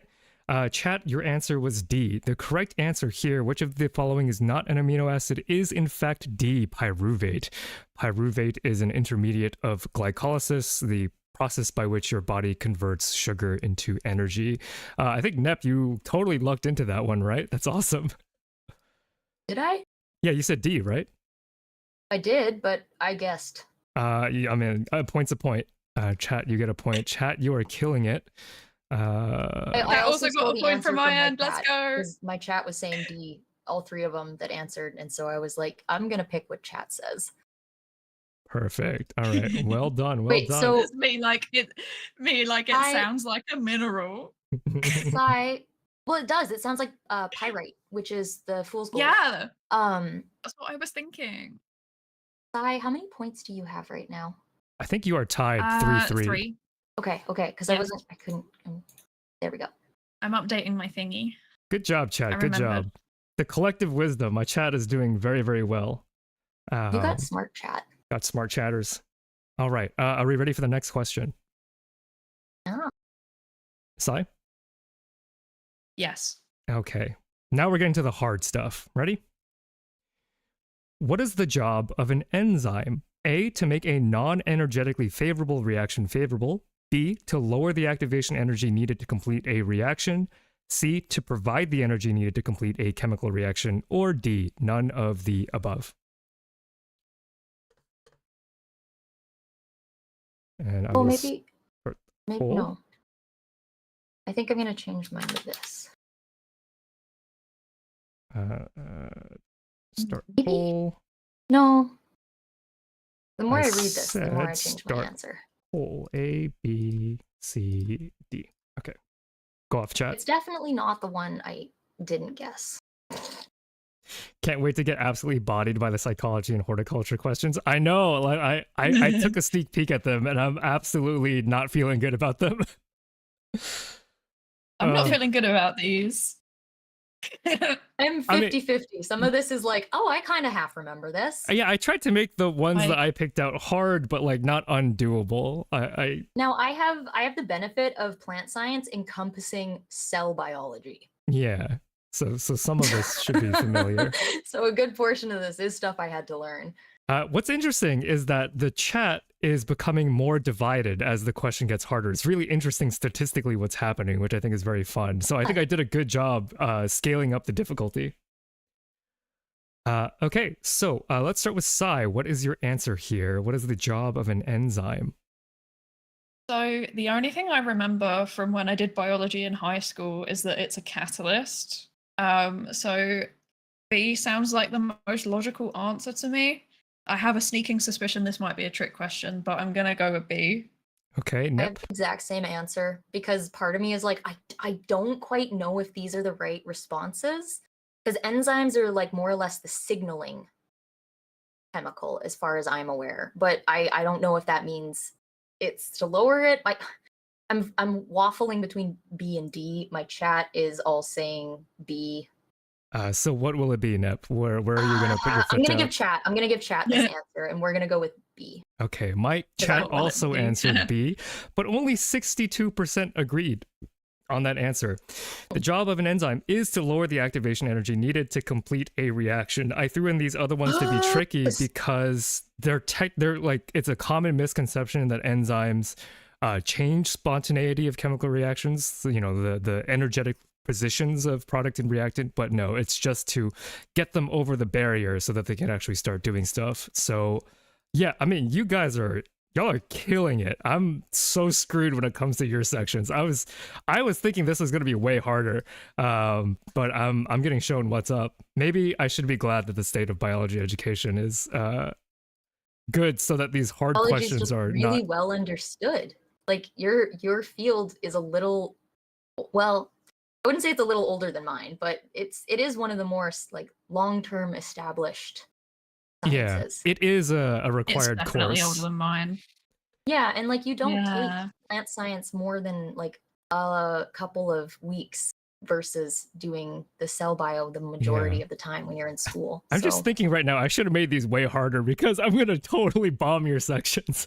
it does not help that you're Uh, sitting here with a bunch of educated, like university educated Yeah. people. Okay, last of my section. So biology hard Wait, number first, 2. Oh, I want to yep. say shout out to my chat who got it right. Overwhelmingly, they put B. Oh, Let's go. nice, dude. We remember Yeah, chemistry heck here. Very yeah. good. This one is the hardest one I could think of while still keeping it somewhat fair. Because this is a thing that people know about and it's crept into like pop science news spheres. So like I could have Ooh. pulled something from like very specific about my graduate research, right? But I think this is the hardest and the fairest question I could come up with. Okay, ready? Question 2. What term is used to describe the way in which bacteria talk to one another? Is it A, quorum sensing, B, signal transduction, C, chemokinesis, or D, organic transfection? Give you a second to think about that. B, C, D. All right, chat. How about you? This one should be pretty challenging. You're gonna really impress me if I you got a come out write-in majority. answer. I got a write-in answer. They use WhatsApp. They use WhatsApp. Very good. Yep. Thank you for that one, Mick. That's from my Incredible. partner. That That's one's from my pretty partner. funny. You guys. This is why I didn't give chat the actual opportunity to vote for these things, because those are their responses when we try Q&As. Oh, my chat is confused. Oh, I love it. My chat is very confused. It's split. It's split so evenly. That's amazing. Oh, come on, chat. You can do it. My chat, I think, is divided, but I'm not really sure because only 2 people actually answered. All right. I think who should we go with Sai this My time? chat are arguing. Oh, they're arguing. Oh, I love that. Alsang says, Oh. as the powerhouse of the cell, the mitochondria uses LinkedIn. Yeah, that's probably true. That's probably true. If mitochondria took a personality test, it would be LinkedIn. Me when I see mitochondria on LinkedIn cringe. I don't think I have a LinkedIn. Okay, I follow LinkedIn lunatics on Reddit. That's true. Oh, it's so good. I love that subreddit. It's a good one. So let's go to Sai. What is your answer for this question? Right, deeply and genuinely, I don't know. So I can logic through them. Quorum sensing sounds like it just doesn't sound like a thing. It sounds like words put together. Organic transfection also sounds like words put together. Signal transduction sounds possibly, but I feel like I don't know. Transduction kind of implies like electrical signaling, which I don't think is how it works. So I'm going to go with chemokinesis because it sounds like chemicals moving, which is probably, I don't know, possibly. So C. Great. Nep. Logic. Nep, what is your answer here? The same answer. I said chemokinesis, just kind of going off of what I understand about how plants kind of technically talk to each other. Yeah. So that's my guess. I'm so proud of this question. So my chat is split evenly, completely dead even, with 5 votes each, A, B, and C. Whoa. Whoa. I think we can't give it to it's chat. It's the same here. We can't give it to chat because 2/3. So it's not D. It's either A, B, or C, and 2/3 of the people did not choose like the right answer, right? So I don't think chat gets it. The correct answer is quorum sensing. Quorum sensing, A. So no way. No points across the board. I can't believe it came all the way down to the last thing. Two chatters got that one. Chatters, you get those points, those two chatters. But good job. You get points in your heart, which is just being stabbed. So be careful. Chat not smart. I mean, 5 out of 6 correct in my chat. I'm very proud of you all. Well done. And now it's time for me to get absolutely bodied when it comes to the next topic, which is. You know what? Do you want me to Chat, read your questions star. out loud? I'll give you a star for that one. So after this, we'll get you guys a star on the sticker chart. Do you want me to read your questions, Sai, or do you want to read them? I can read them. Okay, great. Yeah. So I'm going to tab to the next question now. Cool. Oh, we're going to have to do the next slide, please. Yeah, I know. Please no. All right, ready? Yep. Okay. All right, go off. Yeah, we are doing psychology questions now. So the first question is classical conditioning, in which a neutral stimulus becomes associated with a reflex response, was extensively documented by Ivan Pavlov in which type of animal? A, cats, B, monkeys, C, ducks, or D, dogs? See, when I will allow your chats to post the answers. My chat is already, they know. They know. Yeah. I'm gonna say, Fi, you want to just let us know when your timer for your chat runs out, and then we'll do the answer? Because I think yours is the only one that's running on a timer. I thought about doing a timer, but there are like 1,000 things on OBS on my screens right now, so I've just been going off of vibes. Okay, so it's not a timer. Okay. Yeah, so I think my chat has come to a consensus. I have my answers, so. You said I'm not even honoring that with a response because it's too easy. I was gonna say when I didn't like read every single one of yours very carefully, but when I saw this one, I was like, I got this. And then I started seeing some of the later ones, and I immediately started panicking. Went into this blind, and I didn't even write my questions. I thought of them on the spot. All right, so before we started. I've ended the chat poll, so yeah, we are ready. Cool. So, Fi, what was your answer? My answer was D, dogs, because it's impossible to train cats to do anything. And D, because they salivated, and he did it with a dinner bell. Yes. And I think, it goes without saying my chat got this right. Did both of your chats get this right too? Yep, my chat got it right. Quadruple D. We all just know. We all know it's dogs. Yeah. Calsang says it would have been cooler if it was ducks, and I agree. I agree too. I think it would have been very cool if it was ducks, but it was not. It was dogs. All right. So well done, everybody. You literally all got it right. Good warm-up question. We'll go to the next one now. Allow me to update your scores. Oh, yeah. When you're done with the update, let me know. Oh, yeah. Where are we at for scores? Because I kind of zoned out. What do you guys have? So obviously I'm not taking score on this round.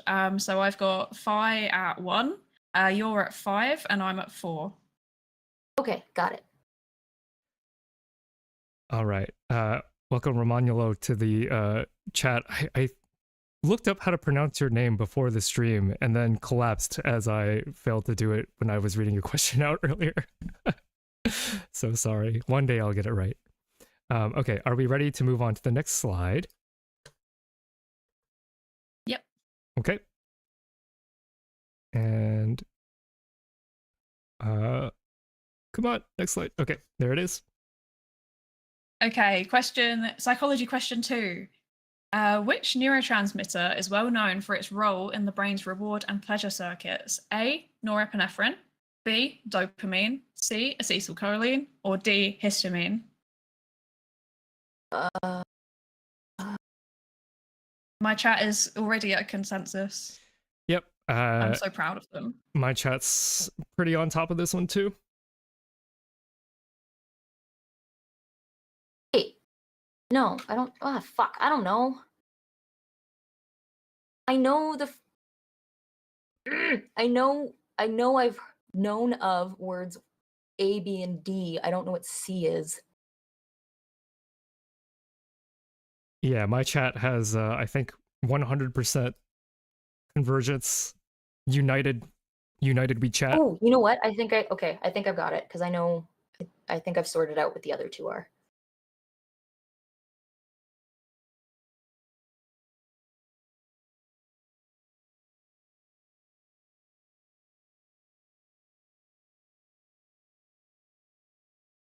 Alrighty.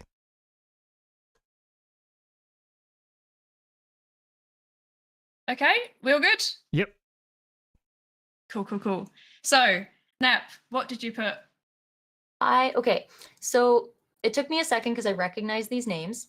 I think norepinephrine is naloxone. I'm not certain on that though. Which is an opioid, what do you call it, blocker. Dopamine definitely sits in the reward and pleasure system, so it must be that one. And histamine is your body reaction to like when you get a mosquito bite and it swells up. That's because of histamines, and that's why you take antihistamines to deal with inflammation in your face. Mhm. Yeah. So And B. Fi? That would be dopamine Cool. for me. B. Yep. My chat also put dopamine, and that is good. That is the correct Great. answer. Fantastic. What is A? It is adrenaline. Oh, it's adrenaline. Yeah. Oh, okay. Because I'm like, I know what the fuck norepinephrine is, but I don't remember what it's used for. Because I know it's used in medical situations. Mm-hmm. Good job, chat. Yeah. But all of them are actually neurotransmitters. They all have some kind of function on the central nervous system. Yeah. What's the acetylcholine? Acetylcholine? It is a neurotransmitter. I've forgotten what it does. It's muscles, okay. I believe. Fair enough. Right? I think it's muscles. Okay, ready for the next question? You glitched out when you said that, and I did not hear it. Oh, sorry. I think it's muscles, the acetylcholine. Yes, that's the one. That's the one. Yes, it's muscle Oh. movement. Yeah, I actually have weird overlap with Okay. Psy too, in the sense that I went to graduate school for neuroscience and not like basic biology. Well, it is basic biology, but like that was. Yeah, but it leans into more like brain stuff too. Yeah, which is why I'm about to be heavily bodied by the upcoming ramp up in difficulties. So, all right, like I'm establishing this now because my questions. I want to establish. I was feeling very confident when I saw these two easy questions, and it's gonna be a train wreck for me going forward. Okay, are we ready for the next slide? Yes. Okay, go off then. Okay. Psychology question 3. In 2011, Daryl Bem released a paper in. I just realized I spelled Bem wrong. That's great. Okay. Daryl Bem released a paper in which. Oh my gosh, this is grammatically really something. Okay, I'm so sorry. Let me try again. In 2011, Daryl Bem released a paper which sparked a lot of interest in psychology's replication crisis. The paper allegedly provided evidence for what type of extrasensory perception skill: A, precognition, which is sensing the future; B, telepathy, which is transmitting information to other people's minds; C, remote viewing, which is seeing locations despite not being physically present at them; or D, telekinesis, which is moving items with your mind. This is you're wild for this one. This one's a wild question. I've talked about this on my streams a few times. My chat is in shambles right now. I have no idea. I'm just guessing. Yeah, this is Toxo wrote. This is not intermediate level. This is more of a I don't pop know, if quiz you're for in this- Sideways I was chat. gonna say, if you're part of that study, then it might be intermediate. Yeah, this is intermediate because I would say I know that every psychology course in the UK and Ireland covers this paper. That's awesome. Yeah, my chat is in absolute shambles right now. We got My chat is also not being consistent. mine is relatively there consistent is- in this one. Yeah, I There is a have majority my of answer. present. I do have my answer. I actually, yep. Nope, you ready?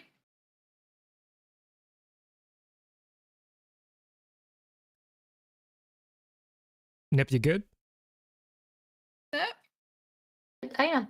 Oh, okay. Cool. Okay, so I forgot who I asked first last time. I don't Why remember. you want to go anymore. first? Let's go. Sure, I'll go first. Yeah. My answer is B, telepathy. Okay. Mine is And A. now? A. Okay. Precognition. What? Because I feel Out of like interest, a lot of people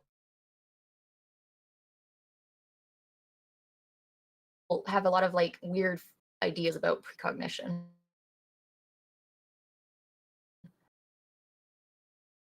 What did your chat So put? that's my reasoning. My chat said my A. chat said mostly A, but I got a Okay, B and a C. Interesting. So the answer is A, precognition. Whoa. Oh, Olaf says, if he recalls correctly, it was about being able to see the future if being horny was involved. I do not remember that bit. I just thought I'd throw that out there because it sounds funny. I do not remember that bit of the experiment. Bonkers. Wait, so Nep, did you get that one right? I said A. Yeah. Oh, you said A. Dang. Oh, whoa. Sorry. I nearly went to my end screen. I just rage quit. Okay, so let's... My chat was right I on average. would like to say for the psychology stuff, I've got so many things going on with my own mental health, and I've been in and out of therapy and seeing psychiatrists for so many years that I've kind of just familiarized myself with a lot of it. Awesome. Yes. Oh, God. A lot of people do this, I think. This does not bode It's well kind of for like me. gardeners, right? You do enough gardening after a while, you might not be able to speak about it in scientific terms, but you know what you're doing. All right. Exactly. Ready for the next question? Yes. All right, go ahead. Okay, so imagine you're given a list of items. When you're asked to remember them, you're most likely to remember the items at the first and last items on the list before those in the middle. What psychological term describes this? A, grocery list syndrome. B, serial position effect. That is not meant to say effective, that's meant to say effect. Oh, my bad. C, alphabetical memory bias. Or D, I forgot the milk effect. This one is devious. This one is devious for me in particular because I was like, I'm pretty sure I do know the word for this, the words for this, but I didn't see them come up in the answers, and I started panicking.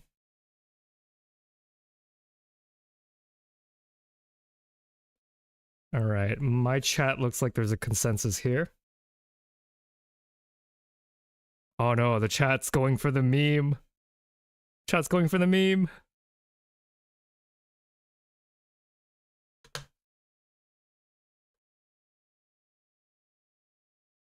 Didn't sorry, out. My audio cut out. I think I'm back now. That was all. Yeah, so my chat's going for the meme. There's increasing discontent in the chat. Causing chaos. All right, I have my answer, chat has their answer. We're good on this end. My chat also has a consistent answer. Mine says A, C, and D. We got one for each. Okay, Nep, what's your answer? My answer is C. Because it reminds me of that thing where you can read jumbled letters, but so long as the first and last ones are kind of right, you can read the whole thing. That's my reasoning. Valid reasoning. Phi? Mine would be the serial position effect. I was looking for proximity and recency bias, and I just had to go with one that sounded similar to those, so my answer is B. Yes. So yes, this is also known as, it's actually the primacy and recency. Oh, primacy, effect. right. Very close, very close. But yeah, the answer is actually B, serial position effect. The serial position effect is the collective description for primacy and recency, which are actually two separate effects. My chat got this right. My chat also Let's got this go. right. Although there was a growing faction of people voting D. Ooh. We do like to call things stuff like I forgot the milk. Like we have that. My favorite psychological effect is called pseudo profound bullshit. Ooh. Ooh. There is a good paper on it. Pseudo profound bullshit what is your stream current when? score? My current score is 3. Your current score is 3. But you just got this one, right? Yep. I have a total of 3 right now. Okay.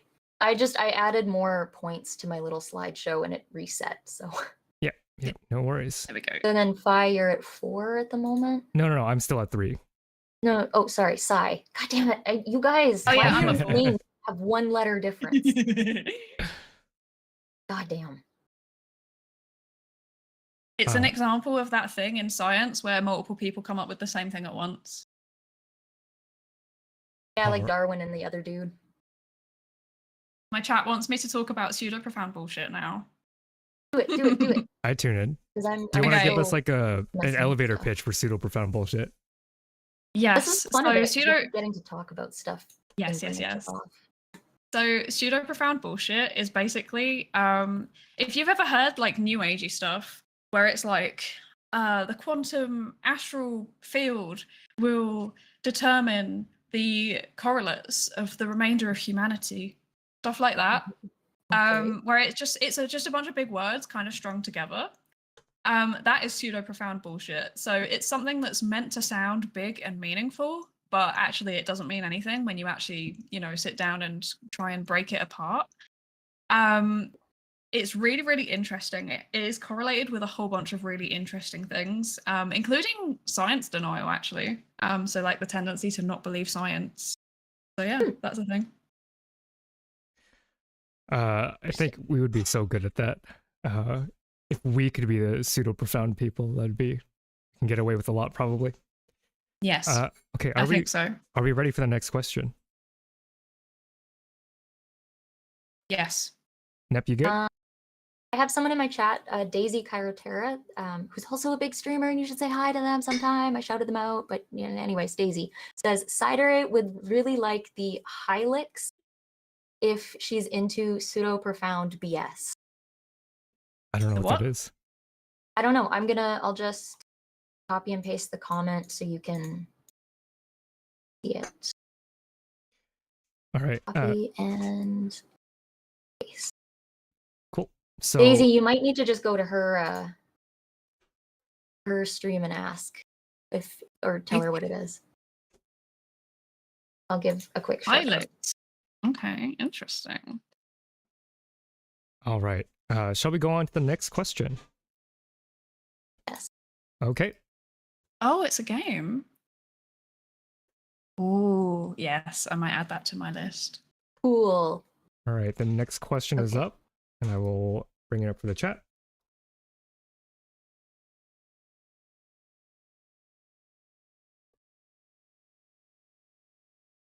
So the next question is up. Yep. So, in 2010, Bennett and colleagues put something in a functional MRI scanner. So that's, for anyone that doesn't know, a magnetic resonance imaging scanner. It's normally used to scan your brain. They used the data to show that statistics can be manipulated to show brain activation where there is none. What did they put in the scanner? A, Blöha, the IKEA shark. Blöha. Yes. I don't know how to say it. Blöha. Thank you. Blöha. B, a monkey head with a craniotomy. So if you've ever seen Indiana Jones, there's like a bit where they're eating monkey brains. C, a dead full-length Atlantic salmon. Or D, the 36th annual Safeway World Championship pumpkin weigh-off runner-up. Basically a big pumpkin. Someone says dung, and I'm really confused. Chat is pretty split on my end. And I have to say, with these answer is Psy. You're not really dodging the accusations that you are in fact Rin Penrose. I'm gonna go and hide in a Tesco car park. Rin Penrose confirmed.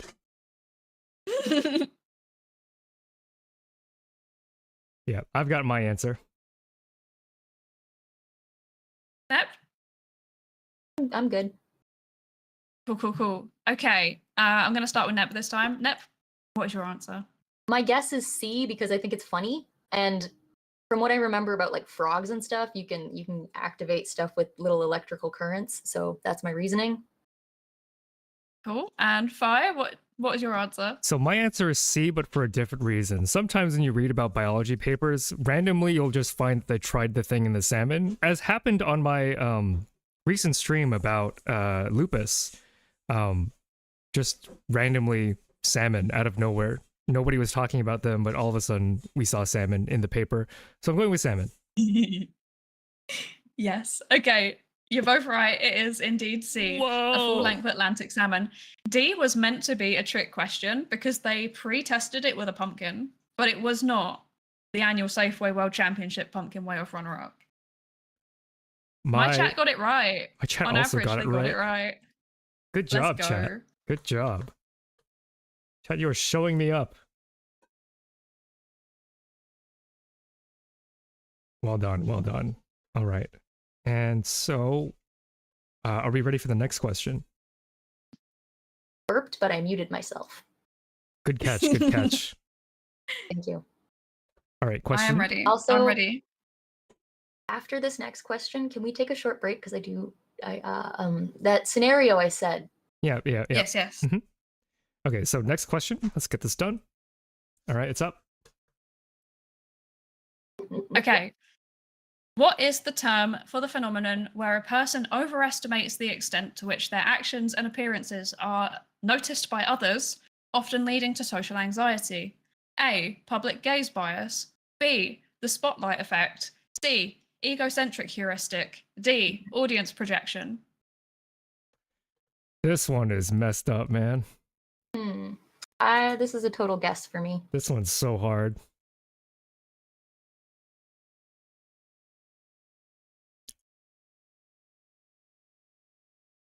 So far, my chat is very unified in their response. We have B, C, and A.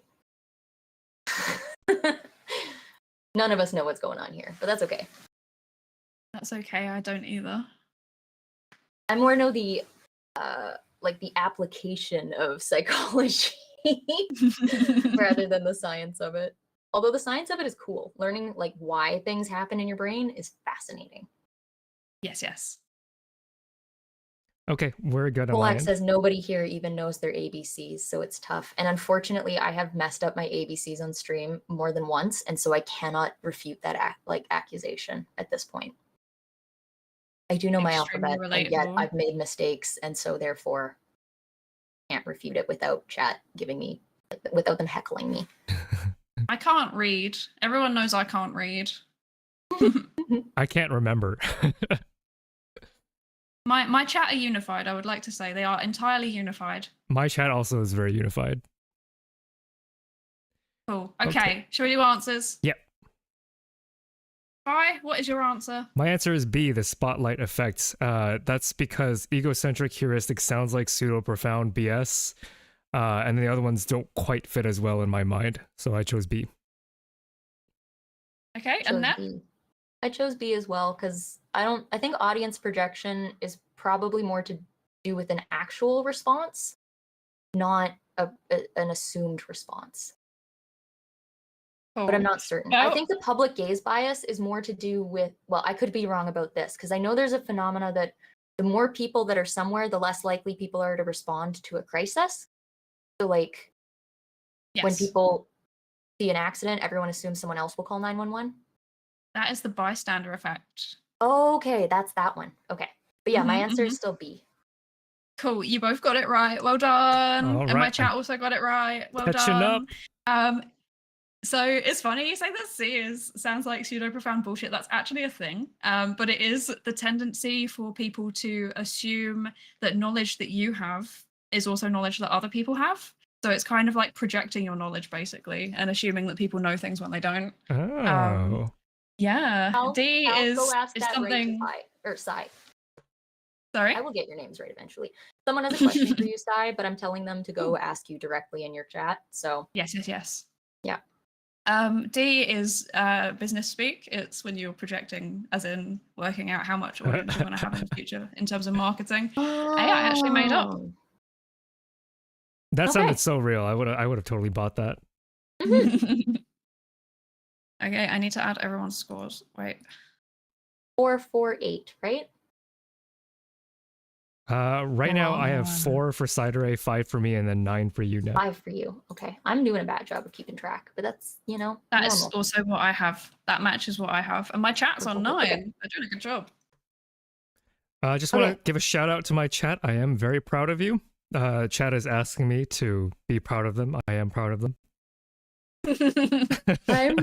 I'm gonna quickly hit BRB. I have a couple things. I always have to take a break right around 3:30 because my rabbits need snacks and they'll demand. So I will be back in a couple minutes to go deal with that and take a bathroom break and grab another glass of water to drink, and I'll be back.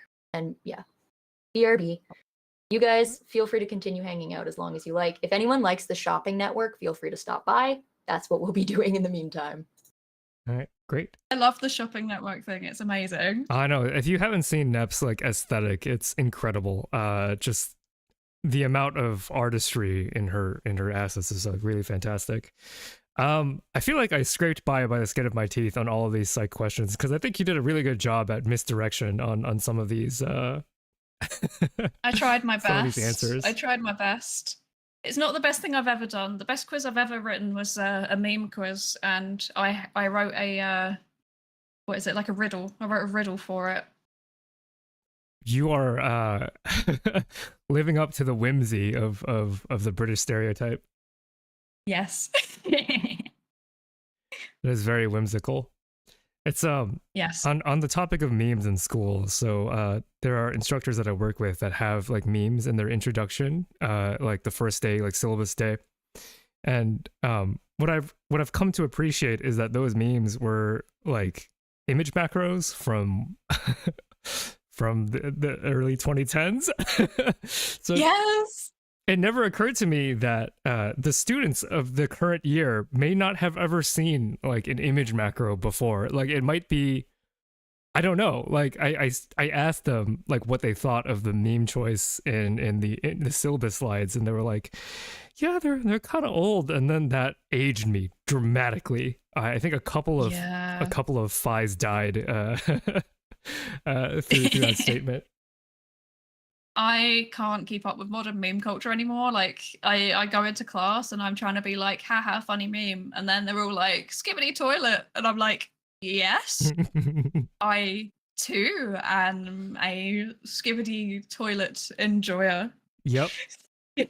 Cinematic skibbity toilet universe. Yes. My favorite class that I ever had with memes was I had like a cross-cultural psychology class.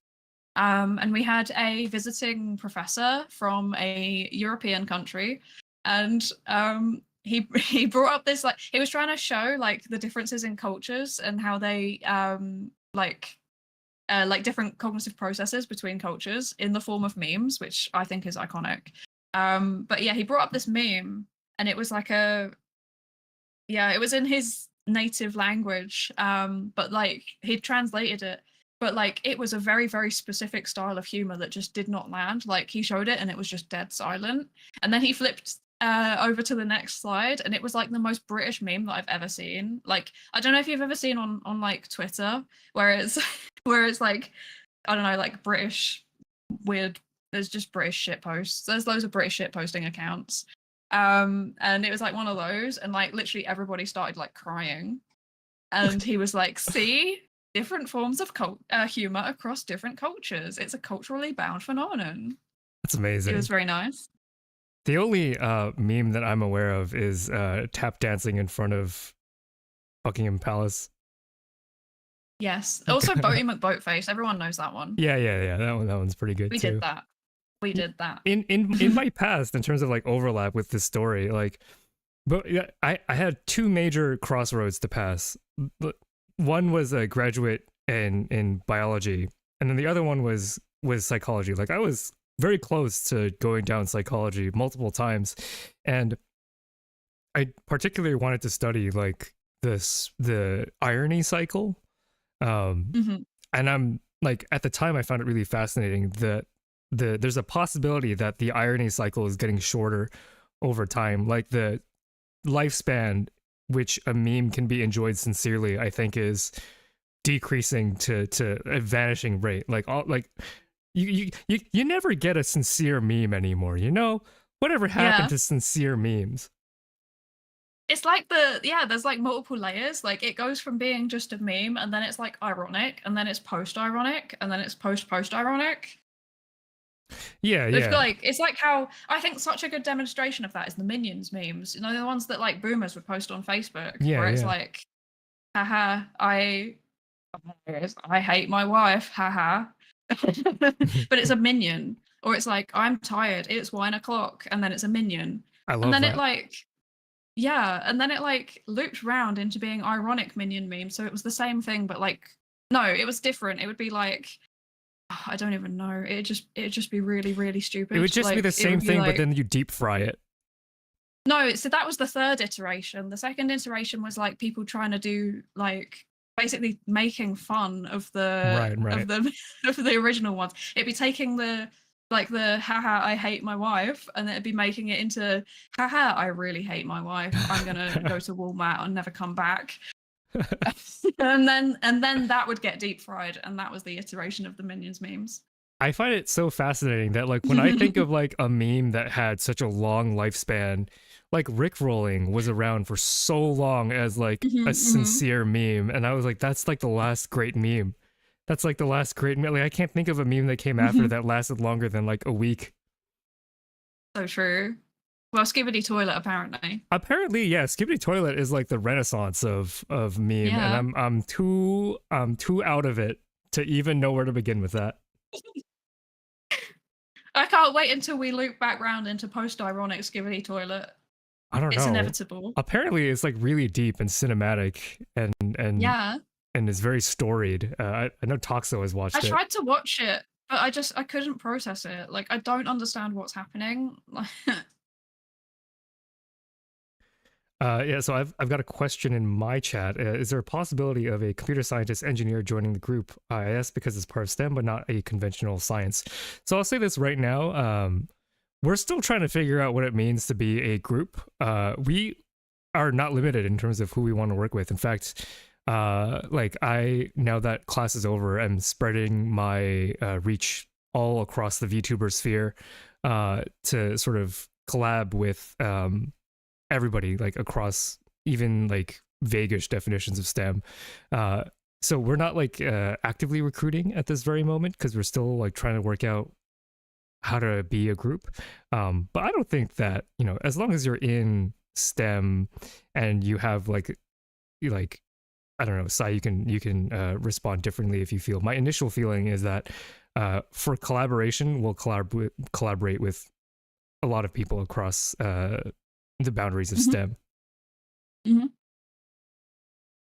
Hey, PsychenMD is in my chat. So PsychenMD is a doctor VTuber who I'll be collabing with next week if you want to hear about the difference in mentality of a doctor versus an academic, and totally ignoring the middle ground of MD PhDs. Syken's also in my chat. Hi, Syken. Welcome in. Welcome. Nep's taking a break right now, so we're just hanging out and chilling. My chat is absolutely killing this trivia, by the way. They're absolutely slapping. May I use this moment to speedrun and say thank you to the people who subbed and resubbed. Yeah, it's awesome. I'll mute myself. Yeah, no worries. I guess I should mute myself too while going on. Yeah, so Lycan writes, is MD PhD really a middle ground? It's more like double dipping into two separate hells. That's true, and I'm wondering. I don't know how much we should say for a conversation, stream or collab stream Saiken, but I often hear that the MD PhDs enjoy the PhD part a bit more than the MD part. I think that's what I've heard. I'm curious if you've heard something similar. So it is kind of like double dipping, but maybe that's just them wanting to communicate that they do feel comfortable in that kind of environment. But yeah, interacting with patients, I can't believe I wanted to do that at some point.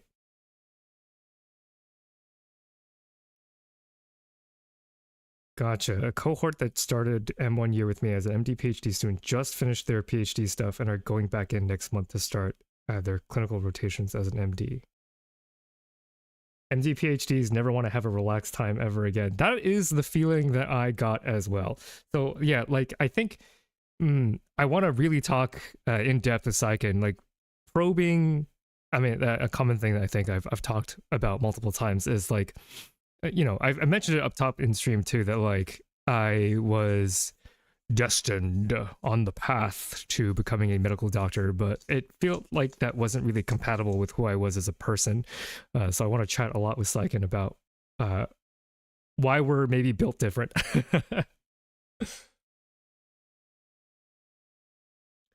I see. Yeah. That's generally what I hear, is that they enjoy the PhD part more. I don't know what MD PhD is at this point, I'm afraid to ask. So it's basically when someone who wants to be a medical doctor also wants to do graduate level research. So you graduate with an MD, meaning you can practice medicine, and you also graduate with a PhD, meaning you have completed a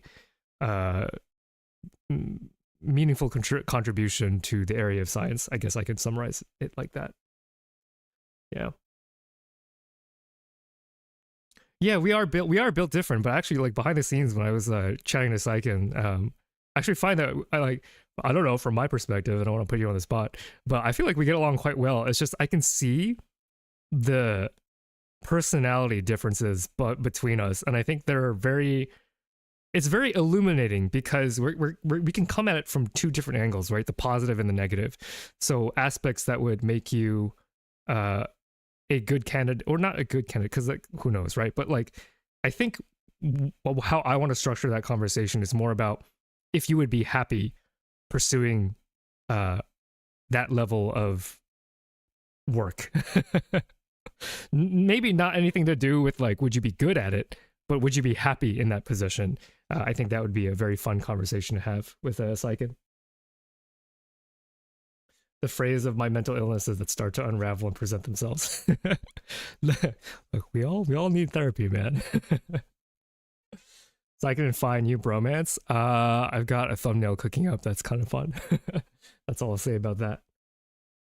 It causes a lot of confusion in my country because you can go to med school and become a physician without getting a PhD. Yeah, you can do that here as well. It's for certain people who want that additional research background. Also, there are additional benefits. If you get an MD PhD, Saiken, you can correct me if I'm wrong, but you don't have to pay for medical school, I think, if you pursue MD PhD. Yeah. Yep.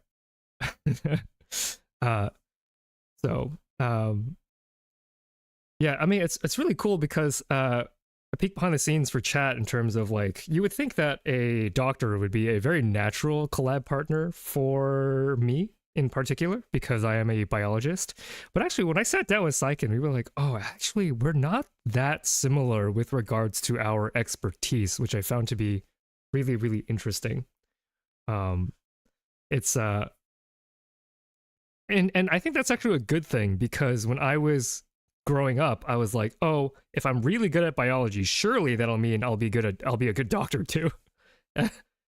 If you're in my chat and you want to go to medical school, it's nice to be good at biology, but I think what we'll talk about in the future is how important that actually ends up being.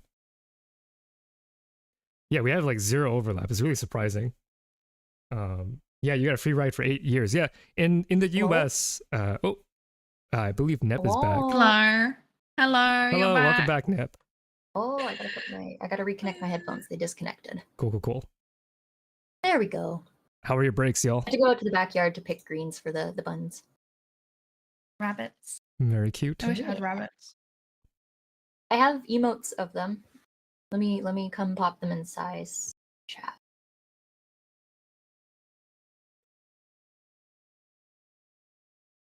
I'm gonna mute myself for a hot second. Go nuts. One moment.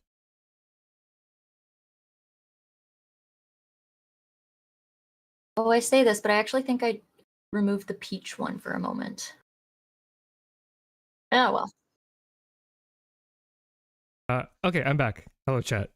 Hi. I had to take a quick break. Now I'm back. Are So we cute. ready to do the next question? Yes. We are now entering Nep's I'm portion ready. of the trivia, the horticulture section. Ready, Yes. chat?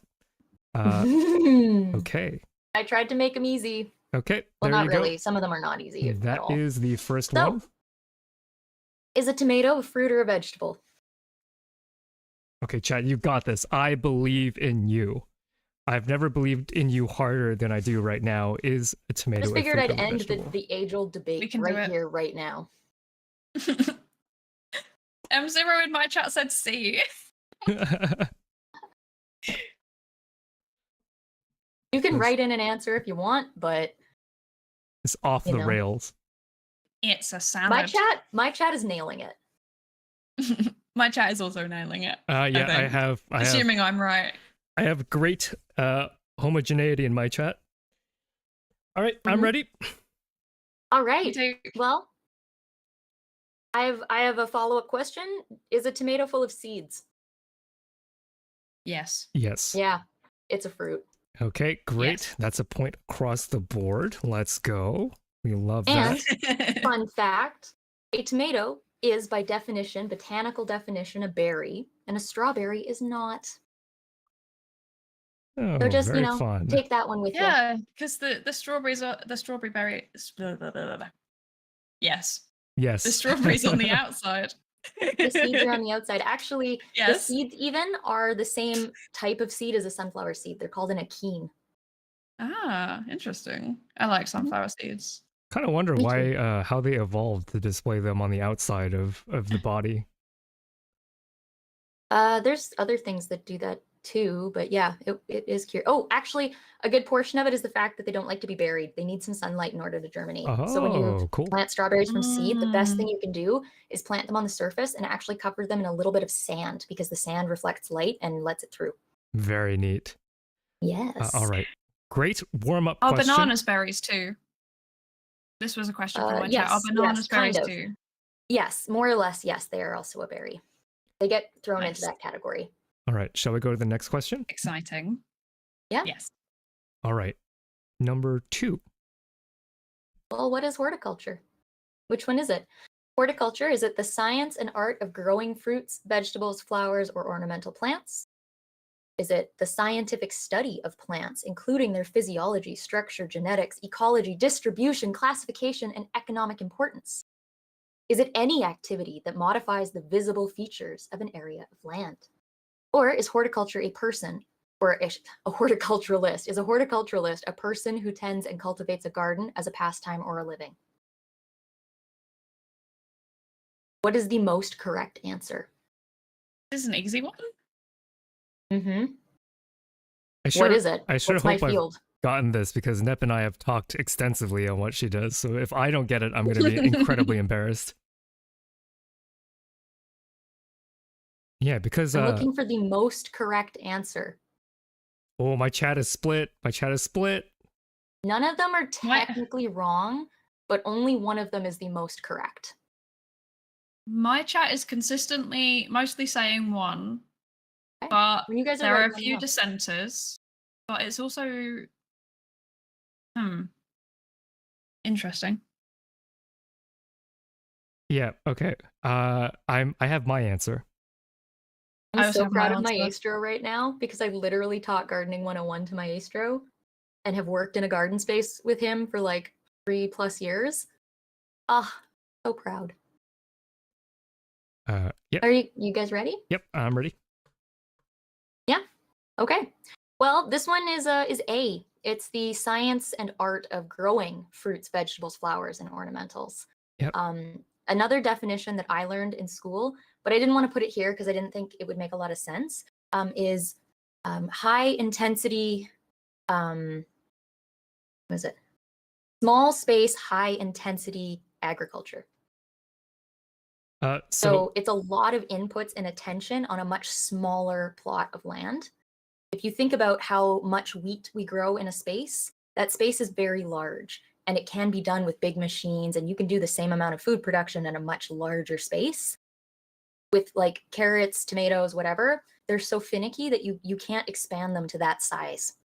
In order to produce things to the same quality, you have to do it on a lower scale, and it's much more high intensity. So yeah, the scientific study B is actually the definition of botany. So I kind of have botany with horticulture, but botany is just the science of it. It's really not the application of what you do with the plants. It's just, where do they sit in the ecological system? What are they built like? What are their Latin names? Whereas I'm more like, how do I take care of them? How do I make use of them in different landscapes? Like that. C is actually just the definition of landscaping, and D is the definition of a gardener. I like the strategy behind the answers you chose. In the future, make sure to give us a chance to respond with our answers. I did have A, by the way. Sorry, I zoned. Yeah. Yeah, no worries. Sai, what did you have? I was going to say A, but my chat said B. Oh, your chat is wrong. My chat was very split on this answer. Shameful. It was just barely over 50% said A, so that one's a tricky one. Yeah, it was the thing that gave it away for me was when it said the science and art, because I think that is a much more accurate description of my understanding of what horticulture is. Because it's an applied science. Yeah. Okay. Yeah. Cool. Next question. My bad for not giving you guys the response time though. No worries. All right, next question. Yeah. Did you guys both get that? Yep. Okay, I gotta add this. Yep. Okay. So 5 and 6. I think we're. I'll just check out after. I'll check with you guys at the end of this. Yeah, I think we're tied up 7 and 7. Okay, so I am behind. Oh wait, am I on 7? I think you're on 7. I thought I was on 6. Oh, did you? Are you on 6? I don't know. I have you on 7. Wait. What have you got Nap on? 9. Okay. I don't know what I've done. 8. I mean, I'll take the extra point if you're offering. Yeah. Okay, well, 7, 7, and 9, I guess. Yeah, that's what I have. We'll just go with 5 score for now. I'll check to see if my chat is correcting me. We can always review the VOD and go over it again. Review the VOD. We need to know who wins. Okay. Yeah. Okay. Anyways, I'm ready when you guys are. Okay. All right, go ahead. Intermediate question, horticulture. Which is not a component of soil? Nep, you're gonna have to eliminate one of these for my chat because I can't have 5 options.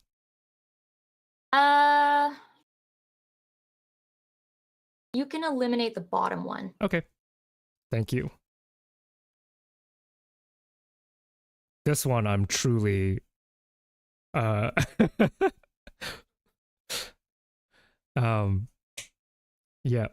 I'm gonna try not to look at chat because I truly don't know this and I don't want their answer to influence mine.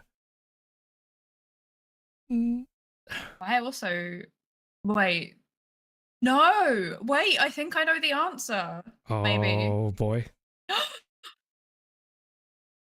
The gears are turning. The steam is rolling.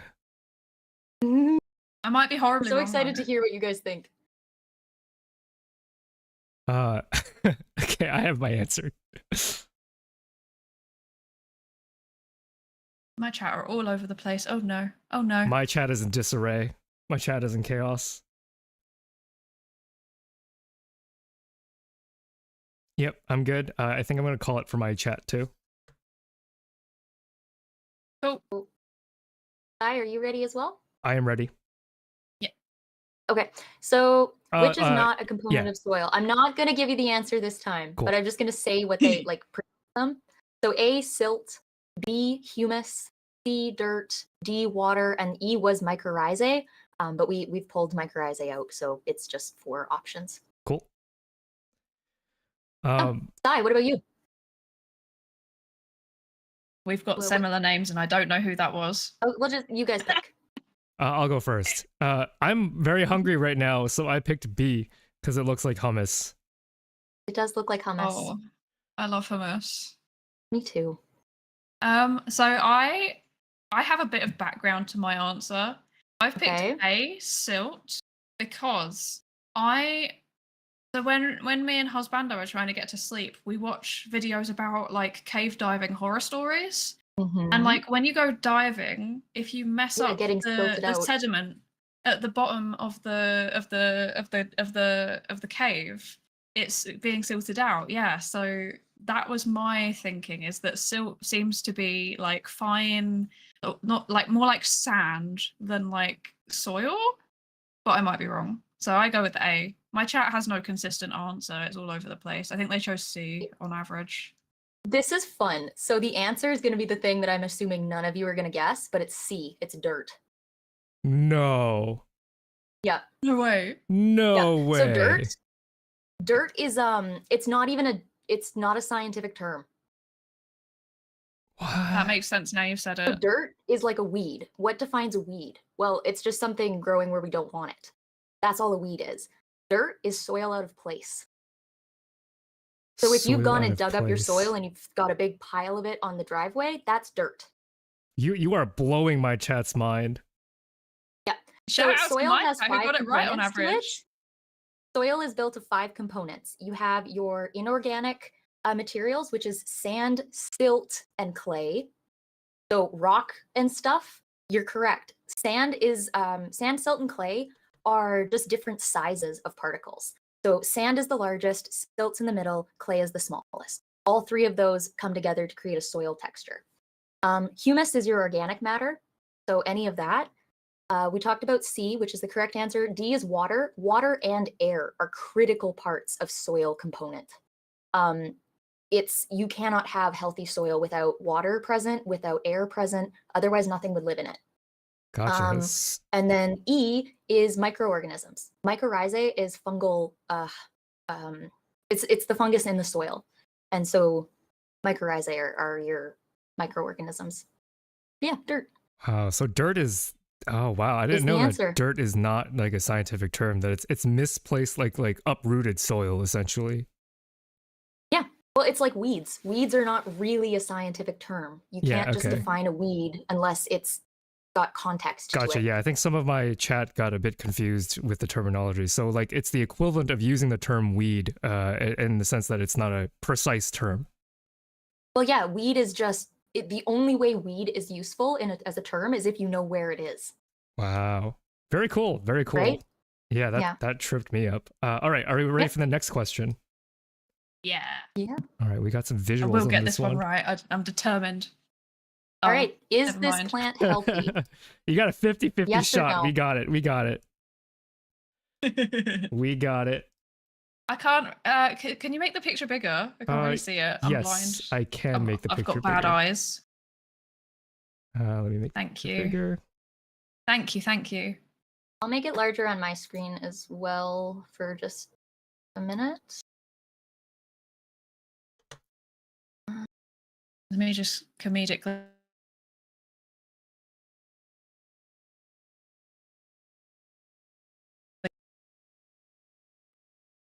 Well, I have my answer.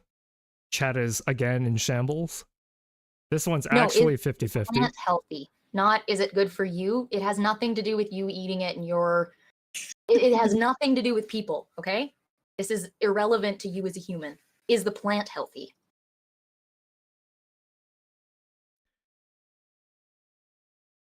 This looks wild, by the way. It's cool.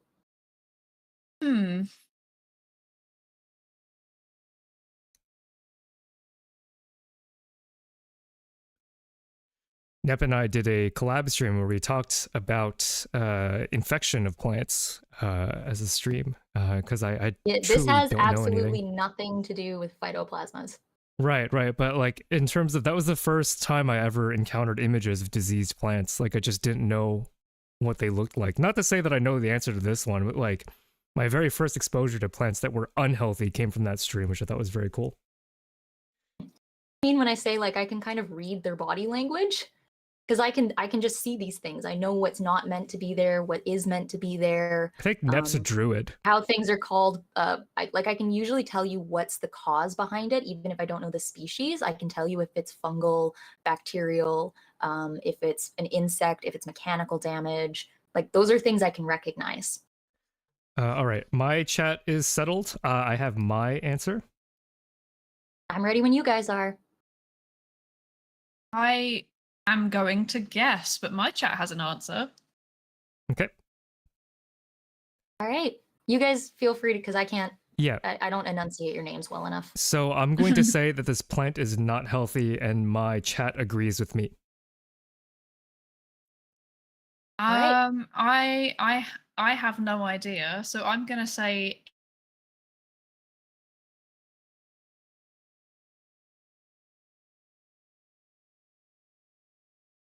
Sai?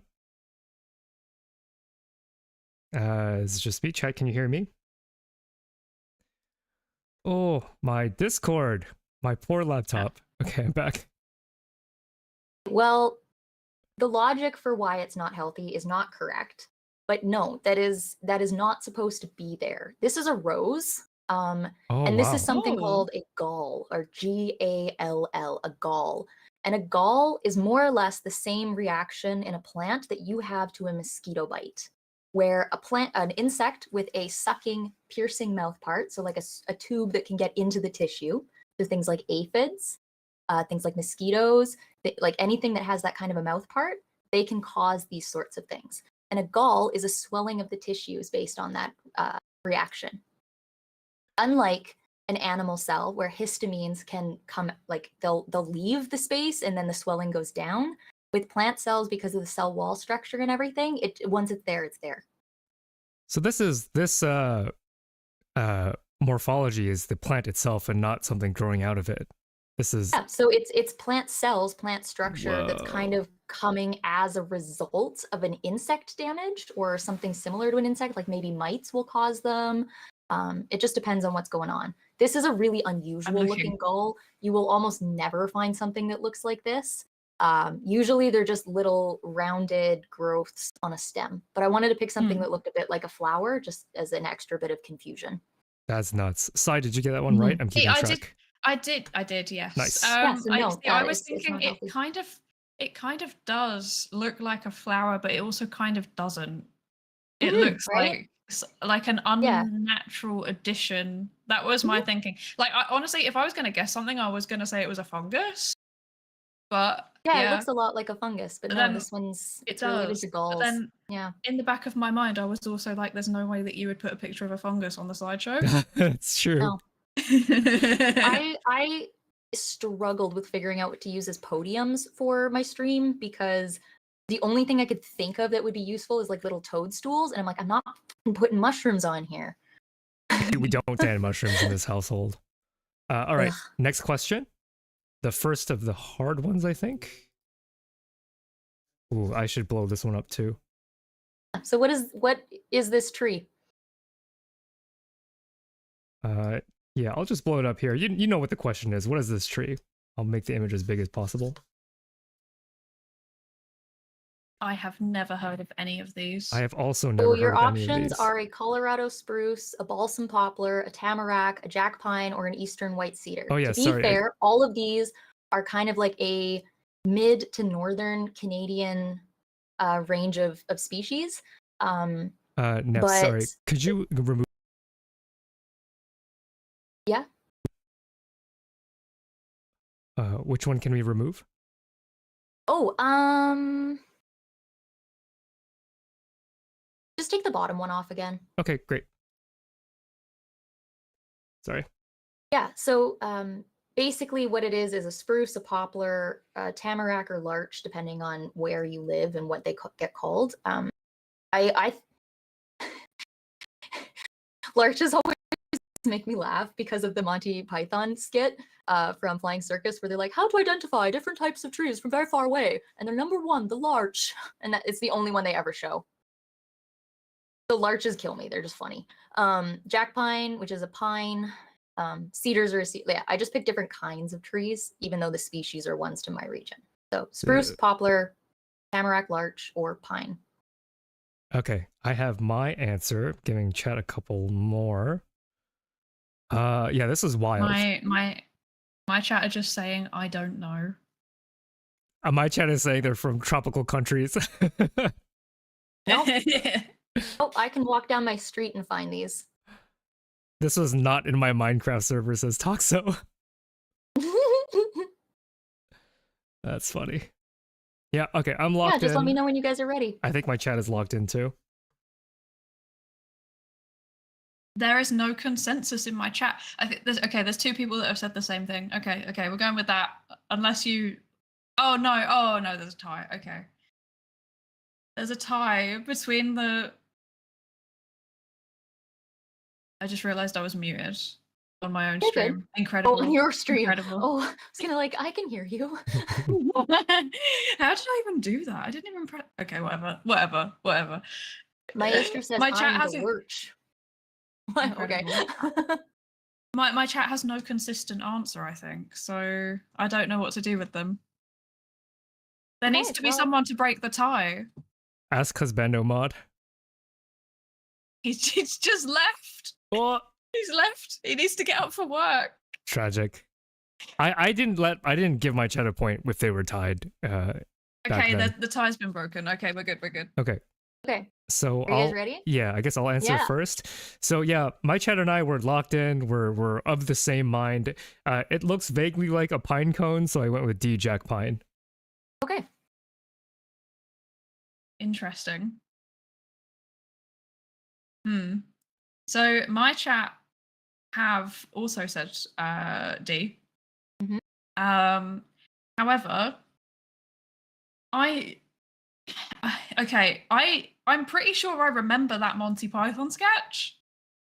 Funny. And I swear I looked it up afterwards as well, and I think it's vaguely reminiscent because I remember it being kind of pink. So I'm going to go with the larch. All right. You guys ready? You want your answer? Yeah, let's go. Yes. Yeah, it's a larch. It's a tamarack. Whoa! Let's go. So the thing I want to tell you guys that makes this really fantastic, and the reason I picked the answers, is that spruce, tamarack, pine, and cedars all bear cones. So they don't do fruit, they do cones. Spruce and pine, and I believe cedar, are actually something called gymnosperms, whereas flowering things, including the larch and the poplar, are angiosperms. And so cone-bearing things and fruit-bearing things are a little different in terms of when they came around evolutionarily. Cone-bearing being the predecessor to fruit-bearing. Now, tamaracks are a flowering plant, and yet they have a cone. So kind of fantastic. They're also deciduous, meaning they drop their needles, their needle-like leaves every winter. So it looks like a pine or a spruce that has died every winter. But they're a flowering cone-bearing plant. Also, if you ever want to know what they like, if you want to figure out if it's a larch or not, if you run your hand up and down the needles, larch are really soft. They will never poke you. Go touch some grass, chat. No, grass is not relevant to this. Go touch some tree. I will be doing a grass stream to school all of you idiots on what grass is. You don't even know what grass is. I don't even know what grass is. Bish, you don't know what grass is.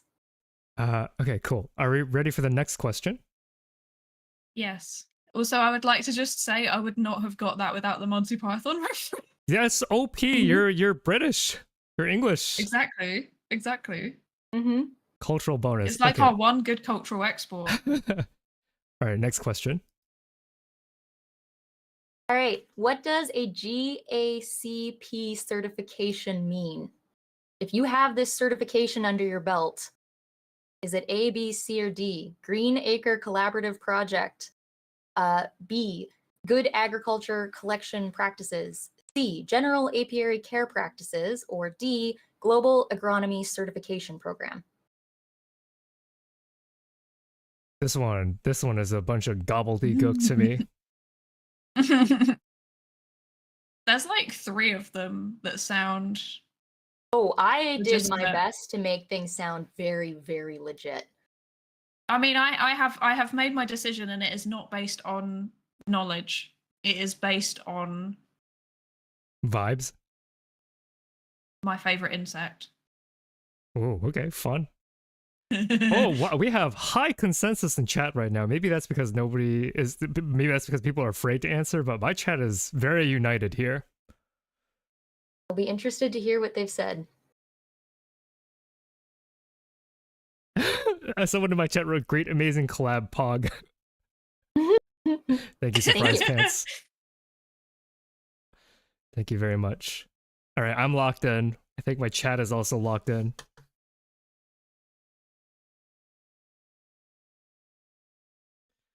Yep, I'm good. Yeah, I think that there's a consensus in my chat now. Yes. Yes. Yes. All right. I think So so. shall we? Yes. Yep. So Okay. Yes. Okay. Well, the answer is. wait. Oh no! Great. Sorry, I'm skipping. You guys say what you think. Tell me. My answer is, and now I'm regretting it, but I'm locked in, is D, Global Agronomy Certification Program. My chat voted with a majority B. Okay. I was going to go with C, General Apiary Care Practices, because I like bees. My chat has also gone with B, so that's concerning. All right, Nip. Well, chat gets that point because Dang, it is chat. Good Agriculture Collection Practices. How did you get that, chat? Let's go. For some reason, I've been involved in the teaching of this program while taking the program. I can't explain that very well. COVID was weird. So I got my certification while also being involved in the hosting the program. Amazing. But yeah, so what is, and the reason for this certification is Good Agriculture Collection Practices means that what you are producing is what you say it is. So if you have a jar of salsa and you say these are the ingredients, but you forgot to list something, you are going to get in a lot of trouble. And Good Agriculture Collection Practices says that you've done the training behind this, you understand the significance behind it, and it's an internationally, I believe it's internationally recognized. And once you have it, you don't really need updates on it because it's not based in like scientific fact so much as it is like the post-harvest side. So after it's come out of the ground, these are the important pieces that you need to follow. Very cool. So it's like consumer protection. That's nice. Yeah, kind of. Yeah. I did add an additional super fun hard question that is part of the bees stuff because I think it's fun. Okay, we'll do that one real quick, and then we'll get into the chat trivia that was This submitted. one's not for points. This one's just for fun. All right, bonus round. So this one's not for points. Okay. Yeah. So, what practice defined the comb honey era of apiculture? So this is a culturally historical era of beekeeping practice in human history. And what defines this era of beekeeping in human history? All right, I have my answer. I think I also have an answer. Okay, since we're not doing this for points, I'll just say my answer. Yes. I said the use of coiled straw hives known as skeps because that's very weirdly specific, so that's what I went with. They're all actually very specific when you understand the terms. Yeah. So I had a thought and then I've forgotten it. I think my gut instinct was B, but then it doesn't really make sense because that adultery of honey, that means like stealing it, right? I don't know what that has to do with modern scientific methods. Unless you can secure the beehive now using science. Now, okay, now I've said it, I changed my mind. No, I can't back away from it as B. I'm going with B. I'm Stay strong. Sai says B. Phi says C. C. What does chat say? I didn't Well, I poll guess my it's not chat for for this points, one. so it's not really okay. Chat, you guys can just vote in your heads. This one is it's B. It's the Oh, response to the adultery of honey before modern scientific methods. And so I will give an explanation here for all of them. First, I'll go through the other two. So B space. B space is something that was discovered by some scientists in like the 1800s or so. And what it is B space is literally 3/8 of an inch to 1/4 of an inch. That's what B space means. And what it is the distance you need to have between frames in a hive so they don't build comb and stick it together. cool. What is that in centimeters? I don't know what an inch is. It's probably like around 1/2 centimeter. No, maybe a little under 3/4 of an inch is 2 centimeters. Quarter or half an inch.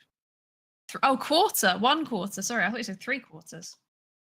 1/4 of an inch is 0. Let me double check I just Googled it to make sure. Yeah, 3/8 of an inch or 1/4 of an inch. Okay, yeah, so that's 0.6 centimeters. Okay, so that's yeah. Got it. And so what it's not that. That has nothing to do with comb honey. The use of coiled straw hives known as skeps. That's a really fascinating one. Skeps are what you think of when you think of beehives. So think of like the classic, not the bear-shaped honey bottle, but the one that's got like those like rounded, tiered shapes up to the top. You know what I'm talking about? Yes. Okay, that is a skep. And so what it is coiled straw that's been coiled up into this shape. And this is actually, it's an illegal practice. You are not allowed to beekeep in these kinds of hives anymore because it's considered cruel to the bees when you disassemble them in the fall to collect your honey because you destroy the hive in the process. Oh, that's tragic. This is part of when people relied on catching swarms for beekeeping. And it's actually a little bit prior to the comb honey era. Cool. Yeah, the bee space one comes from post comb honey era. Very neat. The response to the adultery of honey. What's a great way to sell more honey when you don't have more? Add water. You thin it. Yeah. So adulterating honey is thinning it. And the way you can do that in modern scientific methods is you can just do a chemical composition. You can just run it through a machine and say it's got this, this, and this, and then you know whether or not it's actually honey or not, or if it's been changed. Now, the way that they used to do this prior to having those methods, and this is why I wanted to put this in, if you come take a peek on my stream, my podiums, it's a jar of comb honey. Very cool. Yeah, so it's just a chunk of honeycomb in your honey. All right. And that's how people proved that it wasn't adulterated. Yep. Oh, I see. I'm terrified to open up another tab on my PhiTop, so I'll check the VOD later. That sounds very cool, though. Okay, shall we move on to bonus chat trivia time? So for a little bit of context, just so that, Discord? My brain was like, adulterating honey must be stealing it, and then I was like, you can defend it with science. Yes. Sorry, so I've actually moved on to the bonus chat trivia slide. So, so for full transparency, Toxo was the one to put these together so that I didn't get an unfair advantage by looking at these beforehand, but she did edit a couple of them to make them a little harder or funnier. I don't know what she means by that, but that is what happened. So just be aware if your question doesn't look quite the same, it's because it's been edited just a bit. All right, are we ready for the first question, y'all? Yes. Do these count to points? Yes, these count for points, so that we're all pretty even. I didn't want the the honeycomb one to be part of points because it was a little unfair. It could be anybody's game at this point, right? Okay, so first question. Right. What is the name of the complex protein system that aids the immune system in destroying pathogens? Credit to Paradox Supreme. I will put it into my chat. A, the destabilizing system. B, the complement system. B, the protein Immune system. system in destroying pathogens. B, the complaint system. That sounds like an HR problem. Yeah. Okay. All right. Chat. If you don't get this, I'm gonna throw some eyes at you. Black Eyed Peas style. I'm a bee. Sorry. Although, to be fair, I haven't actually talked about this particular thing on stream, but y'all are a bunch of biology heads, so I have confidence that you'll be able to get it. Okay. Yeah, this has nothing to do with what I've studied. So, Kierkegaard coming in clutch. Interesting. Okay. Yeah, my chat has pretty high consensus. So I will go to the next slide to reveal the... Oh, actually, yeah. So should we say what our answers are? I'll guess I'll go first. So my chat and I are in complete agreement. It is B, the complement protein. So what do y'all have?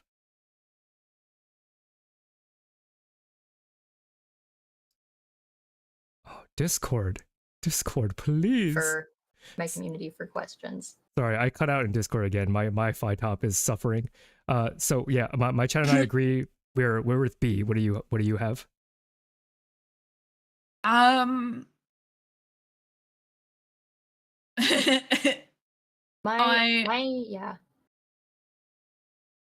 We didn't really come to a consensus. One person says C, one person says ABBA, and I said A. Okay, and Sai? This is valid. I was okay. So my chat doesn't have a consistent answer. There's A's and B's. Okay, I was also torn between A and B. There is logic for either of them, I think, because in theory the protein could be destabilizing the pathogen, or it could be complementing other forms of immune defense. And this stresses me out. I am going to go with B because I feel like complementing the other forms of defense makes more sense logically. All right, and we will reveal the answer. It is B, the complement system. So I actually don't know why it's called complement. But yeah, my chat very united, 91% on B. This one I was particularly... isn't it because of the way enzymes fit together, like lock and key style? I don't really know if that's how complement got its name, to be honest, although I'm sure maybe somebody in my chat can answer that, because I certainly don't know the origin of the name complement. It's just something that I hard memorized.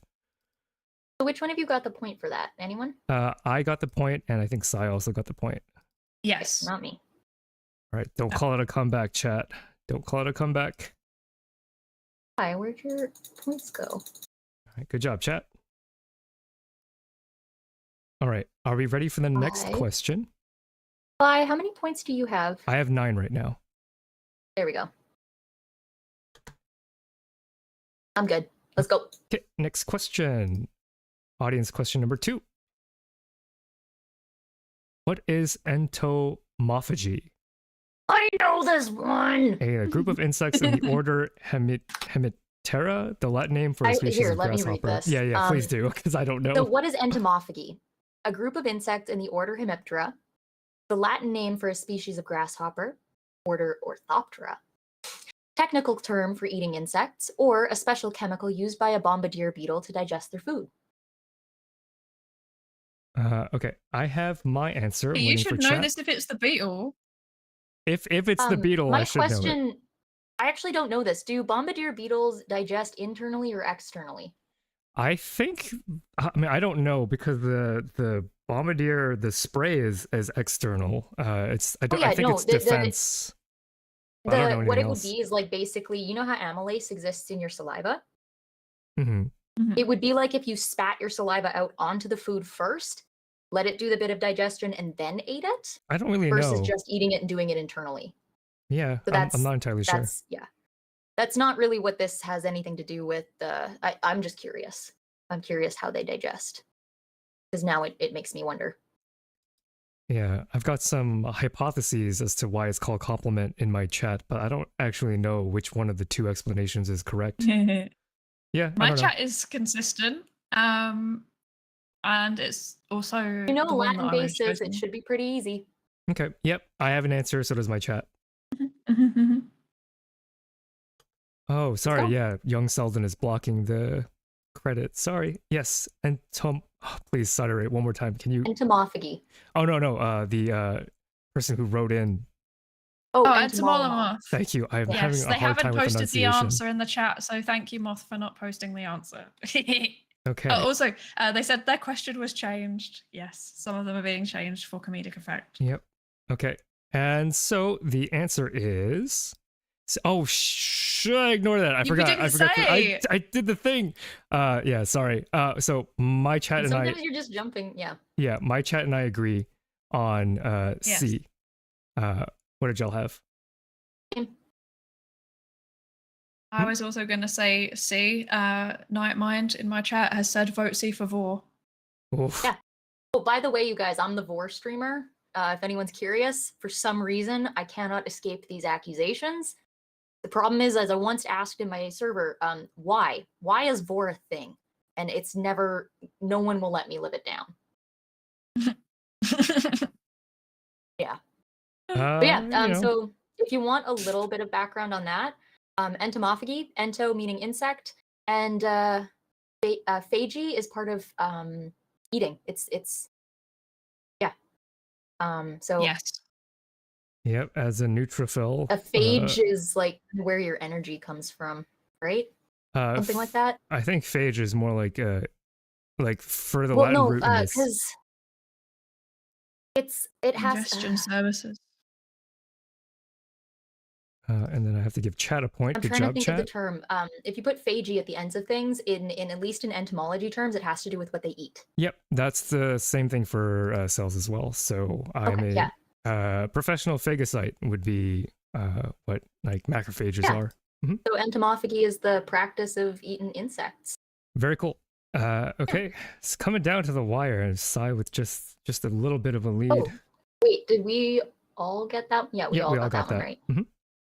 Yes. All right, next So I'm question. 1 behind now, right? No, we're tied, Nip. Both of us have 10. Oh, and then Sai is the smart one. Yep.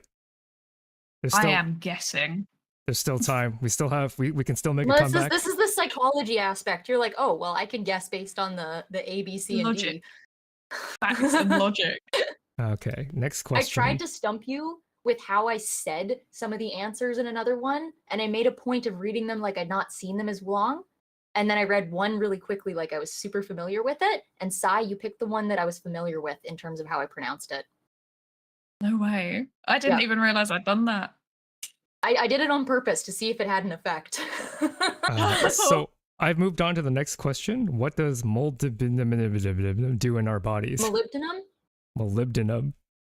Molybdenum. Molybdenum. Chemist on your chemical chart, it's MO. MO. All right, go off, chat. Morjuice writes. I have no idea. I just know guessing smartly. You can't have plants require molybdenum on some level in order to thrive, like to survive, but it's such a micro amount. I just can't remember what it does. I just know it's a critical part of plants. You cannot have plant life without small amounts of molybdenum. So this credit goes to Teo the Pro. I have an answer, although I'm not going to look at chat because chat's been knocking it out of the park.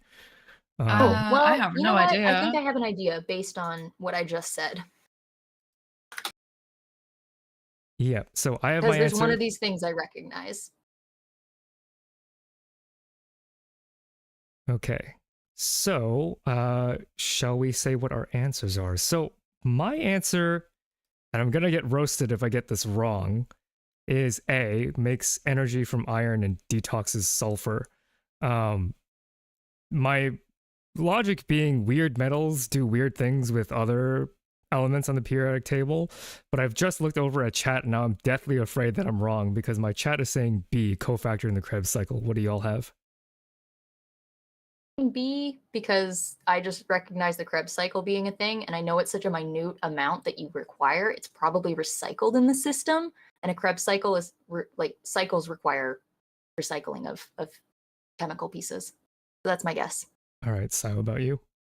I was gonna also go with A because my logic was if it was nervous system, I'd probably know about it. I haven't heard of it in relation to removing carbon monoxide from the blood. Can you even remove carbon monoxide from the blood that easily? I'm not sure you can. And then Krebs cycle, I remember it, but it was mildly traumatic for me, so I chose not to do that one. Okay. Very good. My chat that did not have a consistent answer. They were split between A and B. Okay, so the answer here appears to be... Oh, thank goodness. Oh, I was going to be in real trouble if it were the Krebs cycle. Okay, so that's a point for me. And a point for Psy. And a point for Psy. Crap, I'm losing. Shit. I like how I'm just working them out. You know what? This is unfair because everyone who submitted questions, aside from Entomolomoth, they're not geared towards me. This has nothing to do with psychology. This is all biology. Arguably, this one's chemistry. Arguably, Nick. I'm a pothead. Yeah. Get it? Very good. Very good. Yeah, it's funny. Funny joke. Okay. Let's go to the next question. Oh man, if that were Krebs cycle, I would have been in trouble. I'm actually quite relieved. All right, next question. Yay, it's the pot. What quarks are in a proton? Credit to Helitrium. Oh no. E quack.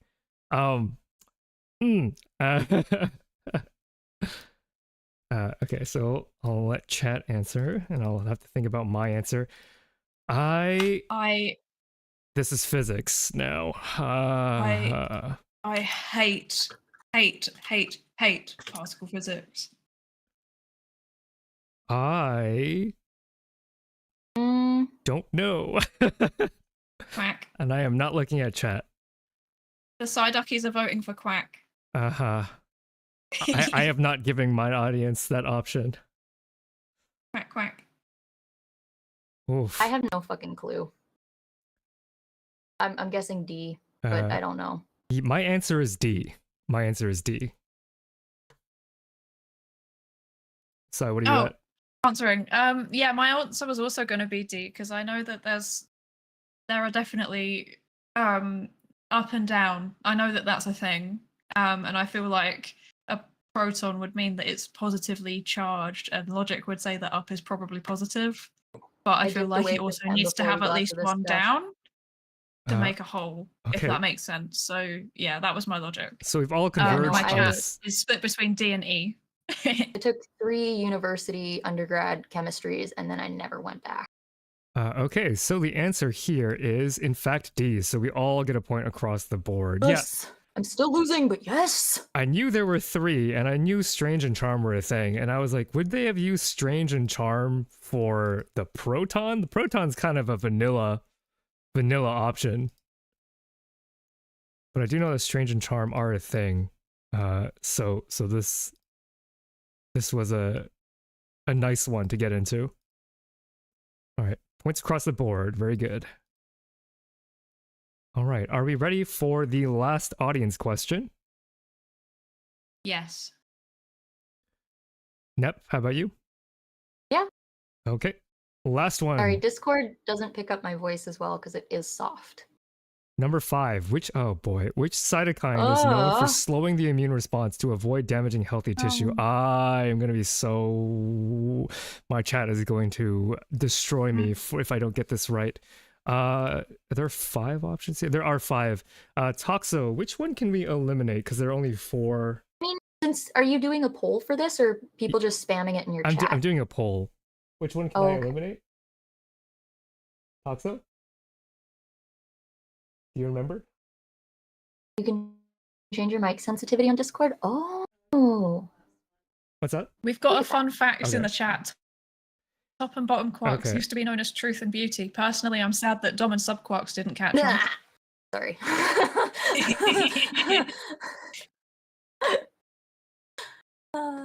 Thank you for that, Night Mind. Okay. The thing is OMG bees! I do. It's, oh my god, it's a bee tuber. You guys, I have a bee tuber in chat right now. Oh, very fun. No way. It's OMG bees. Oh, this is a question from my chat. Oh god. Toxo can attest that I spent the pre-stream practicing your name with Google Translate on. Ramon. I will get it. And after we finish this question, can I go back to my comb honey question and see if OMGBs has any idea? Sure. Yes. Let me think. Thank you. For myself what this answer is. I think the answer to the username is for me to just say it with an aggressively British accent. Romagnolo. I think that has to be canonical now. Your pronunciation has been overwritten. Oh, this is so... Slowing the immune response to avoid damaging healthy tissue.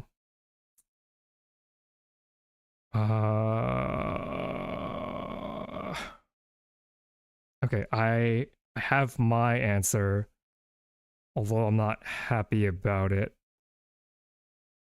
Yeah, I have my answer. Okay. Are y'all ready?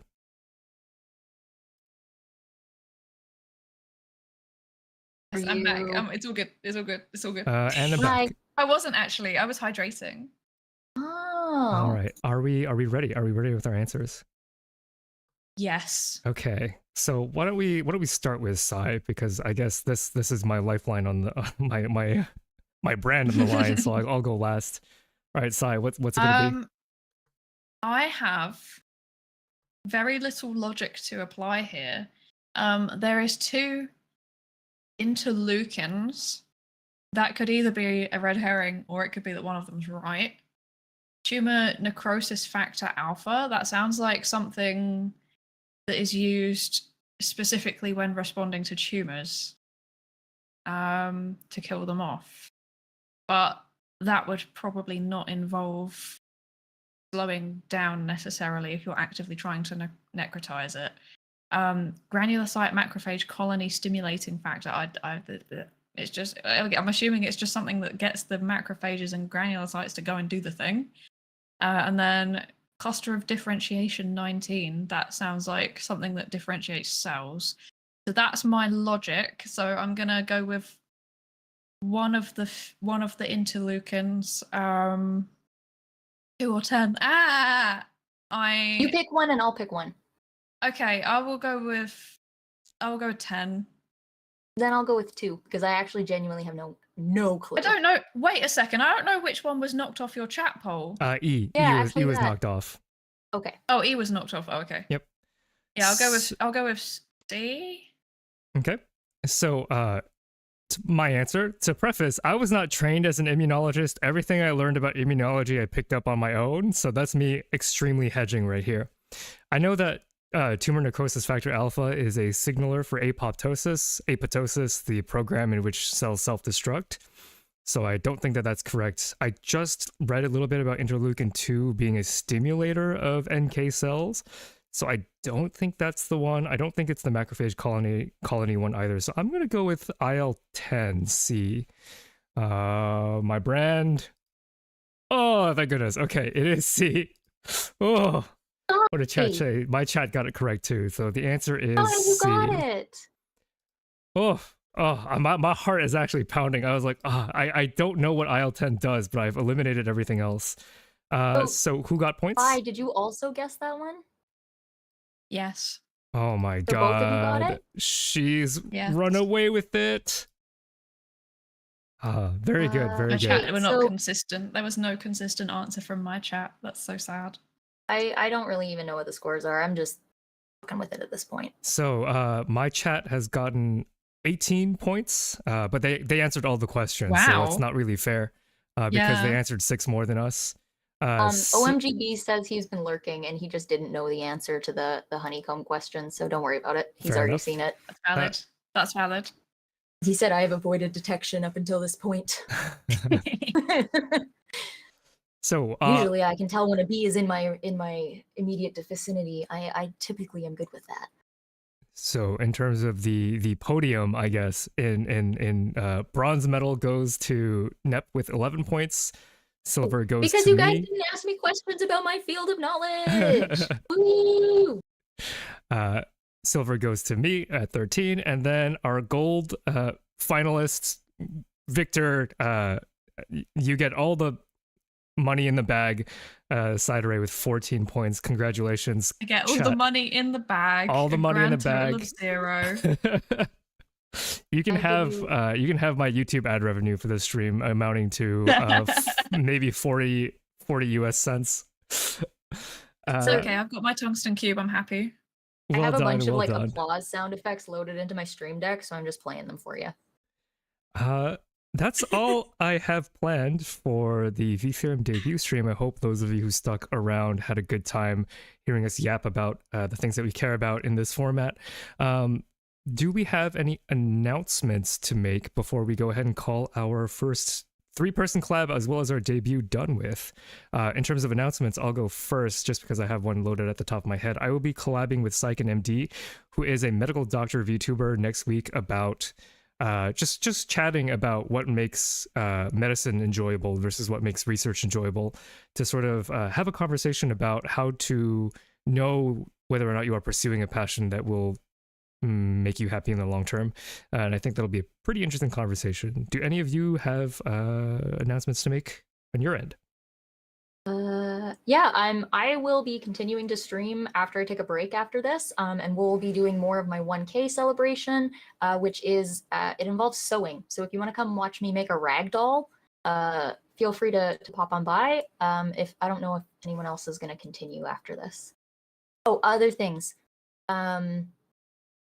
Tomorrow, I have a collab with Belrose. I'm forgetting the full username at the moment, but they're a plant enthusiast. I'm a plant scientist, and we're going to have just like a chill, relaxed conversation about plants where he basically just gets to pick my brain about things he's interested in, and we get to have a cool talk.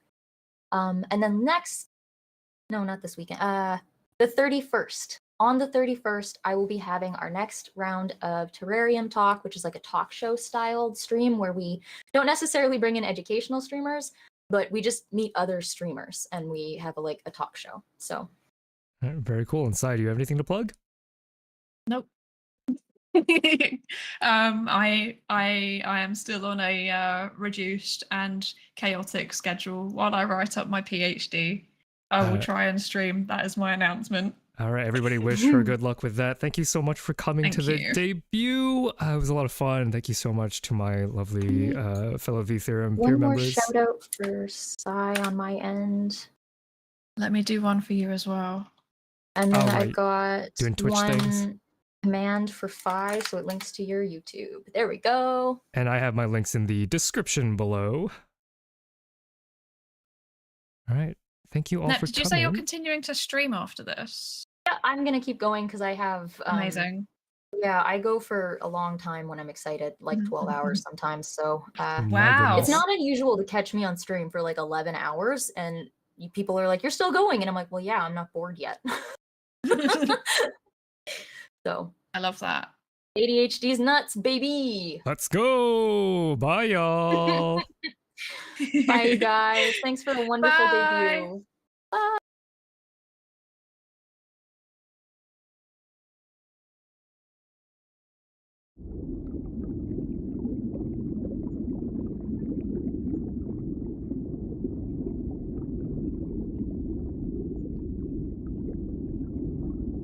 Wait. Okay, you're gonna talk your shit. I was like, I need to do the OBS.